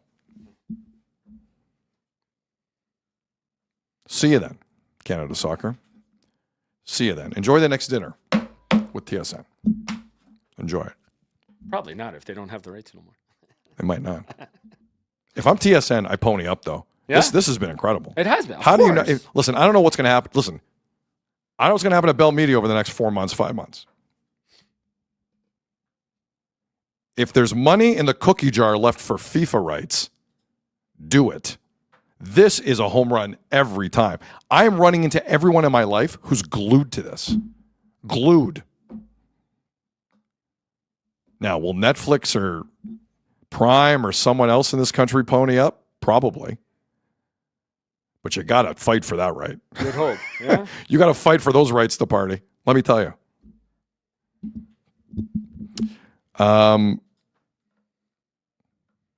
Hey, Azo. Yeah, man.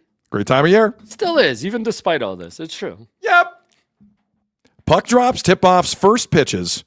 When the game is on, you call the shots. Head to betway.ca and bet your way. Must be 19 plus. Play responsibly. A reminder, Azo and I will be streaming Portugal-Spain from Jerry's World, Cowboys Stadium. There's going to be like 108,000 people at that game today. Ready for 3 some p.m. football? Eastern. Azo and I will be streaming here on YouTube, X, and Facebook. Could it be Ronaldo's final World Cup game? He said yesterday he's walking away. I'll believe that when I see it. Portugal are hosting the next one, or co-hosting. I don't believe he's walking away. I think it's a bunch of malarkey. But we'll be streaming. Part of me wants to stream Belgium, USA.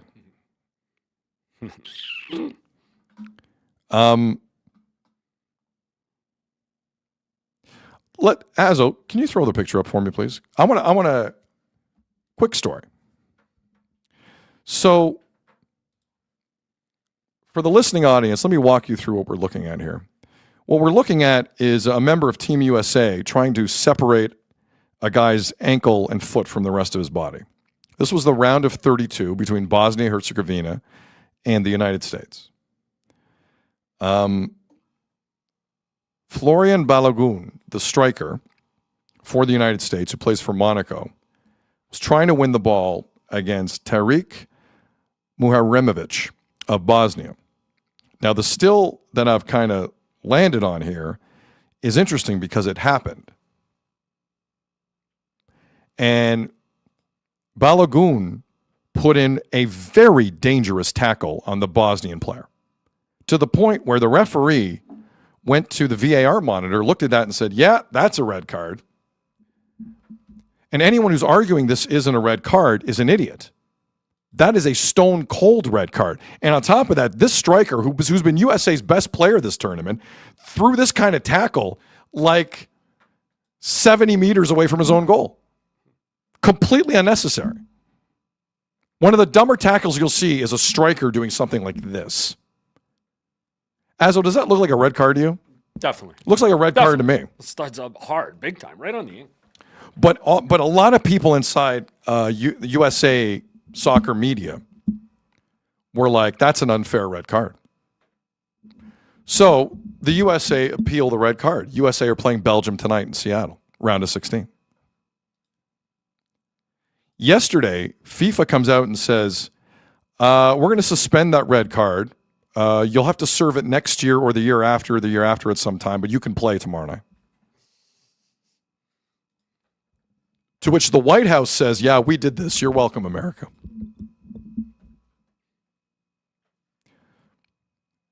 Now, to give you an idea of how messed up this is, prior to yesterday, do you know how many red cards in a World Cup had been rescinded like that? 1. It happened in 1962. It was a World Cup in Chile where Pele got hurt early and it turned into Garrincha's World Cup. Who was Garrincha? Garrincha is like, you know those highlights that you'd see years ago of Ronaldo when he was young and Messi when he was young, when they were playing on the wing a lot, and they would just destroy people. Like destroy people. Never mind the goal scoring. Like bear down on defenders and annihilate them. Garrincha in 1962 was like the first guy to do that. One of the best wingers of all time. Now, he had some other vices, so his career wasn't the longest. But Garrincha was an all-time player. And in 1962, in the World Cup in Chile, he was taking over. Now, Garrincha in the semifinal picked up a red card because it was getting a little rough that tournament. Normally, when you pick up a red card, you have to sit the next game. In 1962, after heavy political lobbying, FIFA decided to rescind the red card, and Garrincha could play with Brazil in the World Cup final against Czechoslovakia, a game they won. Prior to yesterday, that was the only red card in tournament ever to be taken back. But now there's 2. Garrincha and Florian Balogun, the USA striker. What's amazing about this is FIFA, whenever you talk to Johnny Soccer, Johnny Infantino will tell you the one thing he doesn't stand for is government interference into soccer federations. Well, looky what we have here. What's killing Infantino is that the administration in the States will not shut up about it. They will not shut up about them getting credit for this. As you might expect, Belgium have lost their mind on this, and we just got a note that Belgium's appeal of that successful appeal by the States has been denied. Florian Balogun, USA's best player, will play tonight in Seattle. Now, as we have been talking here, FIFA President Gianni Infantino has released a statement. Have you seen this, Azo? I have not. I have it in front of me.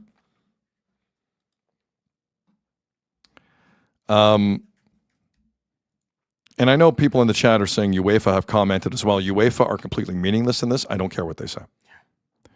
This is what FIFA President Gianni Infantino has said about this shocking decision. I have seen the public comments regarding the decision of the independent FIFA disciplinary committee related to the suspension of Florian Balogun, and I would like to reiterate a fundamental principle of FIFA's governance. FIFA's judicial bodies are independent. The President of the United States called Johnny Soccer. They operate autonomously, apply the FIFA disciplinary code, and decide cases based on the applicable regulations and the specific facts before them. Their independence is essential to the credibility of integrity of football, and this must always be respected. Yes, I regularly discuss matters related to the FIFA World Cup with the President of the United States. And on this matter, I did receive a call from the President, just as I received calls from heads of state, government officials, football stakeholders, and business executives from around the world on many different issues. During our conversation, I explained that there was an ongoing legal process involving FIFA's independent judicial bodies, independent, and that the case would be decided in due course by the competent bodies. This is how FIFA's system works, and it is a principle that I will always uphold. I read the decisions of the FIFA Disciplinary Committee when they are issued. Sometimes I'm surprised by them. Oh, Johnny Soccer's surprised by this, Azo. Sometimes I agree with them, and sometimes I disagree. What I will always do, however, is respect those decisions and the autonomy of the bodies that make them. Whether we personally like a decision or not is irrelevant. Respect the independent institutions and the rule of law is what protects the integrity of our competitions and the credibility of FIFA at all times. The Belgium Soccer Federation have lost their minds on this, as they should. The issue FIFA have is that every federation is also losing their mind on this. For example, Michael Olise, the winger for France, he picked up a yellow card over the weekend as those hacks from Paraguay tried to goat France into an issue every time they had the ball. Pathetic Paraguay. Why can't France now say that wasn't a fair yellow card? Why can't they appeal?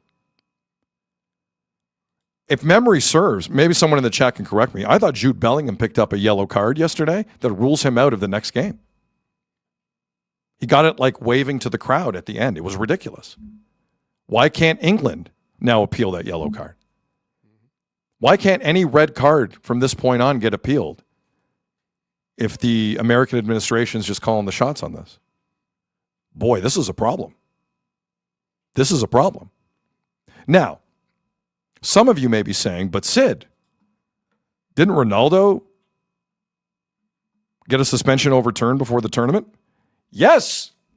In fact, 3 players at this tournament who picked up red cards during the qualifiers under new FIFA regulations had them put off and had a probationary period put in place so they could start the tournament fresh. Those 3 players who had red cards in qualifying were Portugal's Cristiano Ronaldo, who was scheduled to miss 2 games to start this tournament, by the way. But FIFA waived that.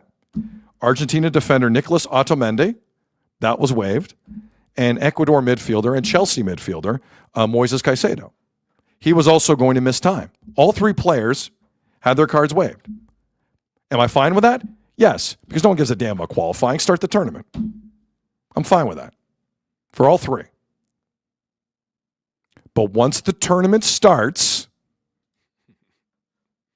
in the history of the World Cup, when you get a red card, player, coach, member of the training staff, whoever's yelling at the fourth official, your ass is not anywhere near that field the next game. That has been a tale as old as time in FIFA. In France 98, Zinedine Zidane had to sit a game. Did you know that? Zinedine Zidane had to sit a game. I believe it was Paraguay as well. France just got by Paraguay. Jose Luis Chilavert and those guys. Happens all the time. If you get a red card in the World Cup, you sit the next game. And these idiots in the States are making the argument, well, he didn't mean to tackle him. I don't care if he meant to do it. That's not in the rule book if he meant to do it. You're not a mind reader. You have no idea if he meant to do it. It was like late. Asshole, show it again. He nearly destroyed his ankle in this. Look at that. Look at that. That is like stone cold red. Stone cold. Austin 316 says that's a red. Well, now FIFA stepped in it, haven't they? They've really stepped in it. Because if you think the American administration has an ego bigger than any of these soccer federations, you're drunk. Some of these soccer federations run the country, not the other way around. Watch what's about to happen here. That game's at 8:00 p.m. Eastern tonight. I just bought a Belgium jersey online. Do you know how pissed off Belgium is? Do you know Belgium call themselves? Let me find this. It's not even like the Belgium Soccer Federation or Football Federation. They call themselves like the Royal Belgium Football Federation. That's how huge jackasses they are. No one tells them what to do. They call themselves royal.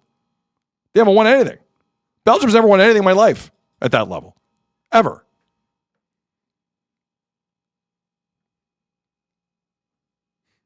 Allow me to be the 5 millionth person in the world to say how icky this feels. In plain sight. In plain sight. And I have to say, there's two things that I think either may play out or would play out if I was on the field. One, Belgium soccer has always had a lot of talent in it, but I feel like it's lacked a little emotion, lacked a little grit. I don't know why, but like it's had that air of like our talent. It's like the Leafs the last 10 years. Our talent will win the day. They've kind of been the Leafs of Europe a little bit. And they've had good teams. Like in 86, like they had a great team in Mexico 86. And like a couple of years ago with Roberto Martinez, they should have maybe been in a World Cup final. They were so good in Russia and Sochi. But like, they've lacked kind of bite. A lot of talent, they've lacked a little bite. They had to score 2 goals in the last 5 minutes just to tie up Senegal the other day. Like they're not feeling great. I'm hoping this wakes them up. I'm hoping Belgium. I feel like I'm Drake and I bet $5 million on this game tonight. That's how into this game I am tonight.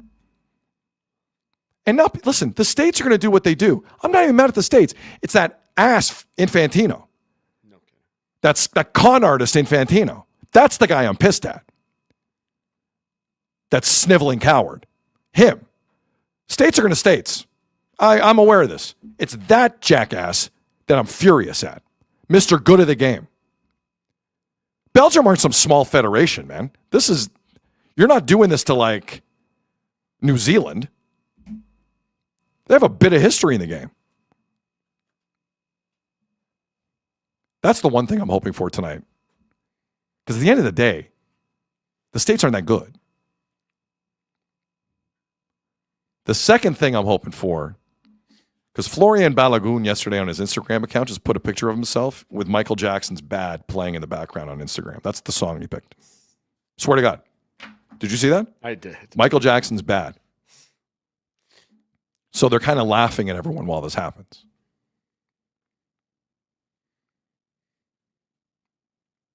If I'm in that Belgian room, I'm putting money on the board. Hell yeah.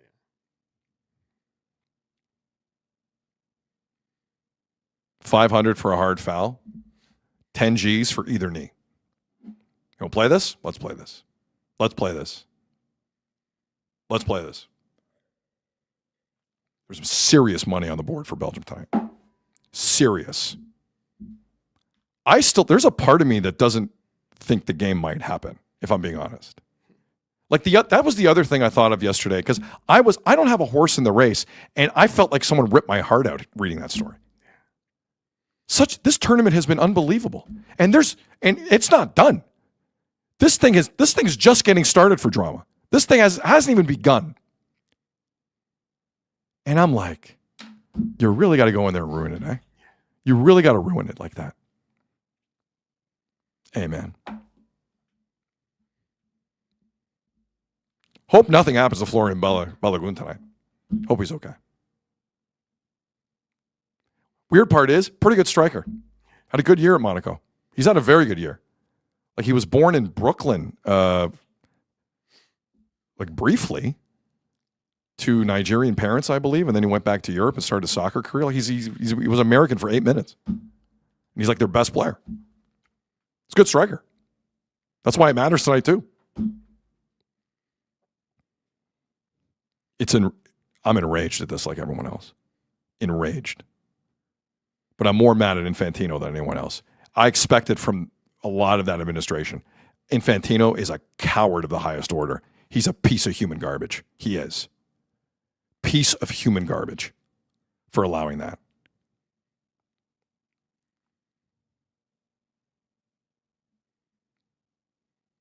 If I'm Belgium, part of me, if I was in that room and half the room said, I think we go home right now, I would think about it. You have to stand up for yourself. That's garbage. That's crazy. That is a crazy development in this. Belgium's worked as hard as anyone else. They got talented players. Were they favorites? Not really, but that's not the point. They've been fighting like everyone else. They were down 2-0 with 5 minutes to go against Senegal and won that game.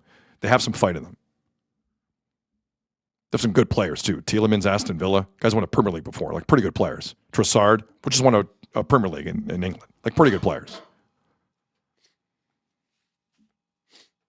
It's scary how even like a federation, I shouldn't phrase it like this, but you would think a federation like that wouldn't get pushed around. And they are. Belgium's not a nothing federation. I was in Belgium for a European Championship. They're a highly respected nation. At one time in my life, I had one of the better leagues in the world in the 80s and early 90s. My God.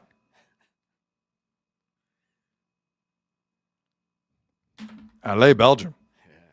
Allez, Belgium tonight. Let's go. Allez, Belgium. In front of Paris Hilton and whoever the hell is watching that game in Seattle. By the way, the United States, between the United States and Canada, do you know how many games were played in the Eastern time zone? Yeah. 1. What? No. Canada played Bosnia in Toronto. The United States have not played a game off the West Coast. Really?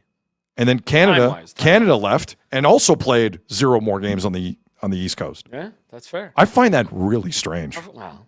I told you, really it's their World strange, Cup, man. It's their World Cup. We were just thrown in with Mexico. It's their World Cup. You can't tell me otherwise. It's crazy. I would do disgusting things to have Belgium win that game 7-0 tonight. I'm with you. If Belgium comes out flat in that, no one can help them. You do not have more motivation than this. You need to wake up. Yeah. They are the Leafs of soccer a little bit. They have that reputation. This will add something to it, though. And even last game, like Tielemans and Trossard were kind of going at each other a little bit. There was actual infighting on the field, which is never good. Right.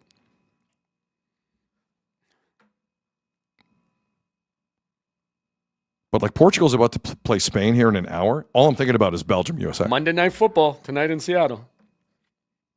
Open wide for some soccer. Are you ready for some football?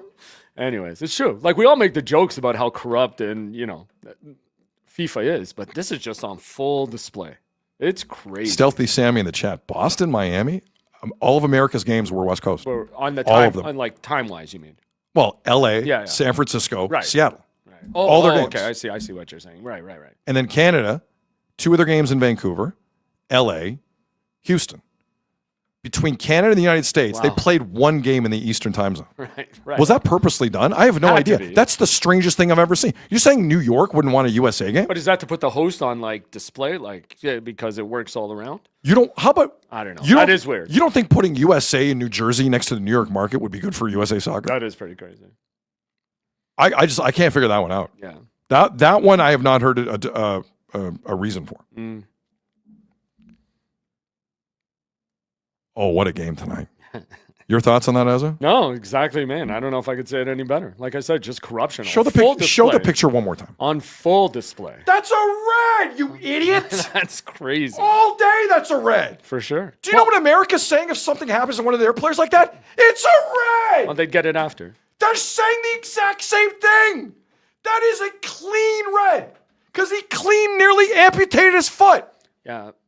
My only thing is now, what did they open up the door for? Like coaches, This is a problem. managers are starting to I'm with speak you. on it already. Like besides the Belgian coach, who amazingly called it, April 1st here today? He wondered if it was April Fool's Day Yeah. yesterday.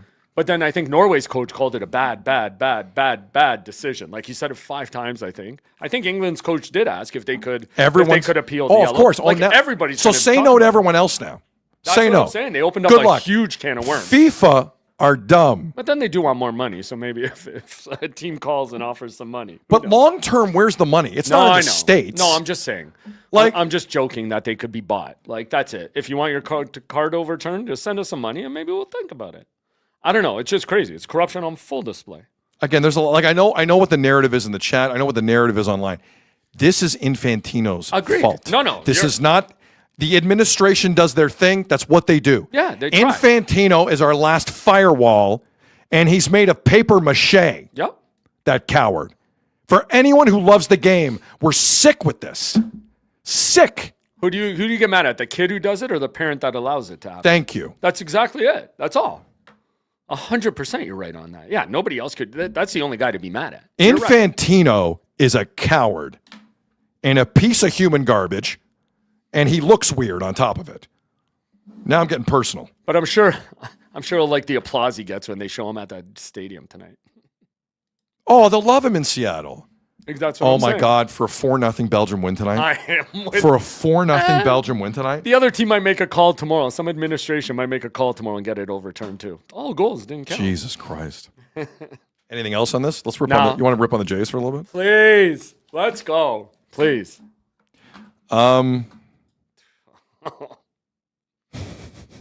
26 out of 27 innings. Jays Nothing fans else. are hoping one of these Jays would pick up a red card and miss the next game. So the Jays are now 6 games below 500. Dylan Cease looked pretty good Friday. Yeah. Shane Bieber did not on Saturday. At all. Yeah. And Treyu Savage did his best, but what was it, 27 straight innings without a run? Yeah. For the Jays? Yep. Well, they scored in the 3rd inning on Friday and then nothing else. So, yeah, 27 minus 3, 24 straight innings? They had 3 hits yesterday. Yeah. Jays lose 2 of 3 in Seattle. It looked bad. Can I read the Ernie Clement and then we can get into it, Azo? Please. Ernie Clement, this was in Shai Davidi's article yesterday. Now, keep in mind, this was a weekend where like Ernie Clement, Dylan Cease, Louis Varland, and Our boy. Vladdy were voted in and selected for the All-Star game. Vladdy did say he's not going to go. We'll get to that in a second. I do want to talk about that. But this was the Ernie Clement quote in Shai's article. Quote, "You've got to find a way to win when you're not playing your best, and we're not doing that. I don't know. You play like bleep.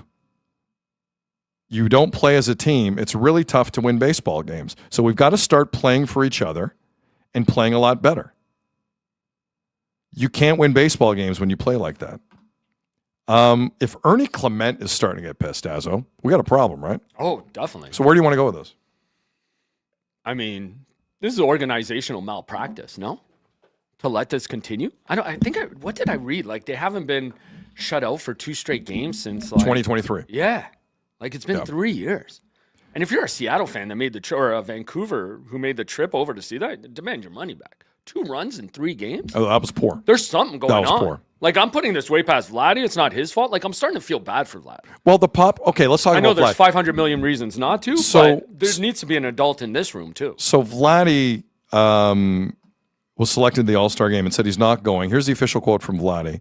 Quote, very grateful to everyone who voted for me, but at this time, very respectfully, I'm declining to go. Philadelphia is the host of the All-Star weekend? I believe so. Vladdy went on to say, I'm declining to go. I really have to take care of myself, and I've got to put my team first for the second half. I applaud the quote. I agree with it. I don't think there was another option, but with Vladdy, you never know where his head's at. No. I like, to me, that's the highlight of Vladdy's first half, is the fact that he's saying. You don't think he wants to go to that? He loves being He around loves those guys being there. He knows Loves it, man. He doesn't deserve to go, and he's kind of ashamed to show his face there. 100%. And I'm starting to feel bad because somebody in this organization needs to be an adult in this room and get these guys on track. Their approach is awful. They even get a hit, first pitch swinging is into a double play in the next run. Like, what are we doing here? Can Control Life in the chat show some maturity? I agree. Olerud on first. Fire Schneider now. It's coaching. It's organizational. It's all of it. Like, I'm putting this way past the players now. Well, let's talk about Popkins. Yes. The hitting coach. Because I believe the stat I read yesterday, 9 times yesterday, the Jays committed an out on the first or second pitch. Yeah. So everyone's just freestyling. Well, I almost wanted to go pull that clip from Ross when I know we don't play Ross on the show, saying how aggressive he wants them to be and how he doesn't want them walking, when it seems to be the only way this team can get on base. What are you talking about? It's a bizarre quote from Ross. Like, really I wanted to go back and revisit that, because is that really it? And when you don't figure it out, it hasn't worked for 90 games, maybe change your approach. Nick in the chat, the unhitting coach. Yeah. Well played.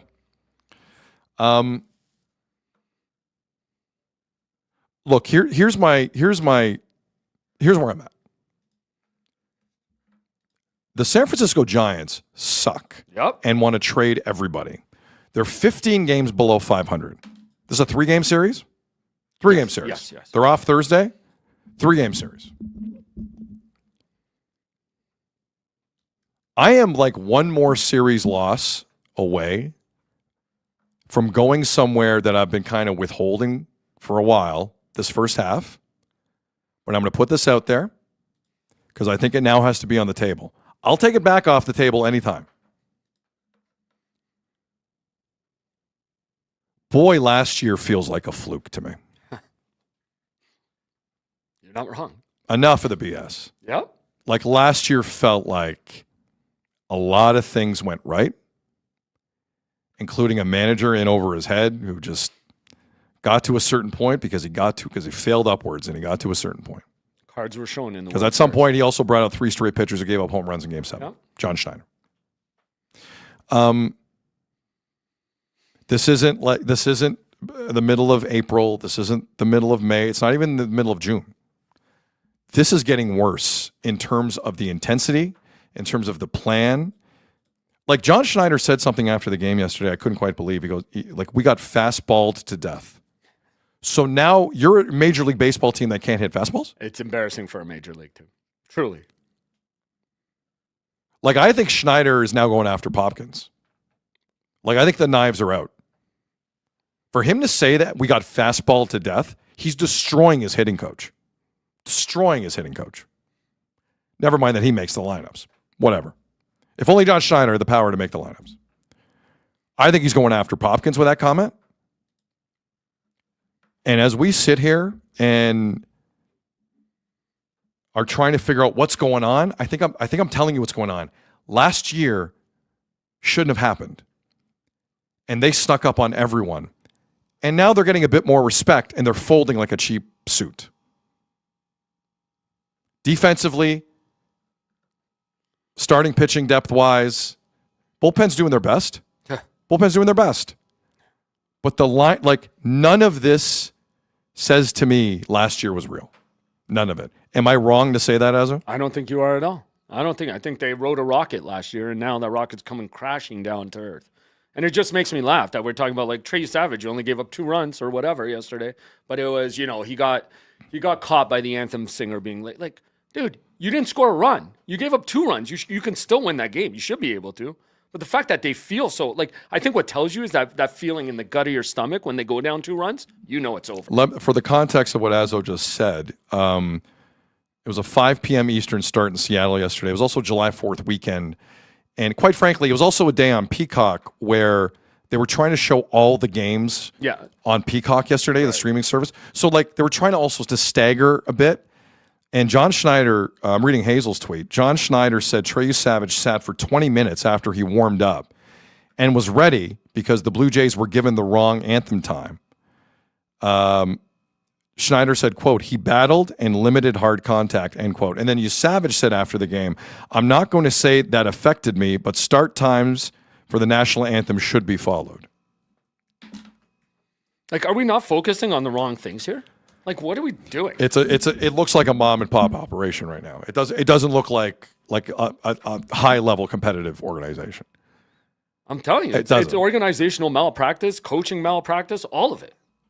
I just don't understand the approach. They don't have an approach. Vladdy looks bad from one at bat, and he looks good in one at bat, looks bad to another. Like, I'm telling you, I'm starting to feel bad for him because I know he wants. Well, I don't feel bad for Vladdy. I'm not willing to say that. Somebody has to come and be the adult in the room again. Somebody has to pull him aside and say something to the entire line. But Azzo, let me play the devil's advocate on that. Do you not think hours worth of meetings have already been dedicated to this? I don't know. I don't think so. Oh, Azzo, come on, man. Because it looks like they don't have an approach. Like, I don't know what they're talking I'm talking about Vladdy specifically. I'm talking about, like, the Vladdy issue. If you're letting him take 300 swings before a game, I don't know. Well, that's not trying to smart. Let him find his rhythm. That's not smart. Are you kidding me? I'm with you on that. That's not smart with Vladdy. He's telling people that. That tells you. I'm sure they didn't like that he said that because they're just telling him to figure it out. And the reason I want to give him some credit is because he's still going out there trying to fix it every day. Well, he better. He's making $500 million. Yeah, he better go out there. But I would have Phantom IL'd this guy a long time ago to get his head straight, and hopefully he takes the All-Star break and he goes and that does is your Phantom IL. It's All-Star week. Yeah, no. That's your Phantom IL. It's just, to me, it's just organizational from the top. And you're right, they're going to turn on each other because Ross didn't give him a good line. He didn't improve that. Like, your best hitter is a rookie. Nobody from last year is having a year like they had before. The Giants suck. You better straighten this out this week. I don't want to hear it. I don't want to hear it. Yeah. I don't know what else to say, but yeah, like their I don't know what approach to say either. sucks. And let's stop picking on the pitching. They're doing everything they can. Well, they now have 3 starters because Shane Bieber you can't throw out there again. Yeah. Are we in agreement on that? No, they will though. But should they? No. They shouldn't. But what other? Yeah. No, they will. But I'm asking you, should they? They shouldn't. They shouldn't have done a lot of things. If only Shane Bieber can be given a red card and have it not be rescinded. Maybe he'll find the IL like Max Scherzer did. Hey, yeah. You look good today. You like I really like that. You like my shirt? I do. Clothing for today's show provided by Ed's Fine Imports, Markham, Ontario's #1 clothing store for the last 20 years. Suck on that, other Markham stores. Formal, casual, they've got you covered. Brands like Psycho Bunny, Blue Industry, Page Jeans, Nobis, Gitch, Bugatti, Paul Batenley, 7 Downey Street, Tommy Bahama, and so much more. Ed's Fine Imports, just north of McCowan in the 407. Go to the store in person or go to edsfineimports.com online. Tell them Sid sent you and get 15% off your first purchase. We've reached that time, Azzo. We have. Oh, my goodness. Yeah, we got to go. We only got a short break. I know. Azzo and I will be back on air here at 3 p.m. Eastern for Spain and Portugal. That has penalties written all over it. Yeah. That has penalties written all over it. I might have a beef here. What's that? I don't know. What do you got? Show yourself. You're going to pull something. What are you doing right now? Don't talk to me. What are you doing? For the listening audience. Third man. For the listening audience, Azzo just brought in a Spain soccer jersey. The only other soccer jersey I have. I haven't decided if I'm putting it on. I now hate you more than Gianni Infantino. I now hate you more. How much faith do you have in your boy Roberto Martinez? We're about to find out. Oh, let's go. All right, we're going to take a short break. We're going to eat. And we'll see you just before kickoff. Spain, Portugal, round of 16. Woo! All right. Take care. We'll talk soon. And that's a wrap. Hope you don't miss us too much until next time. Follow the Sid Seixeiro Show on YouTube, X, Instagram, Facebook, and wherever you get your podcasts.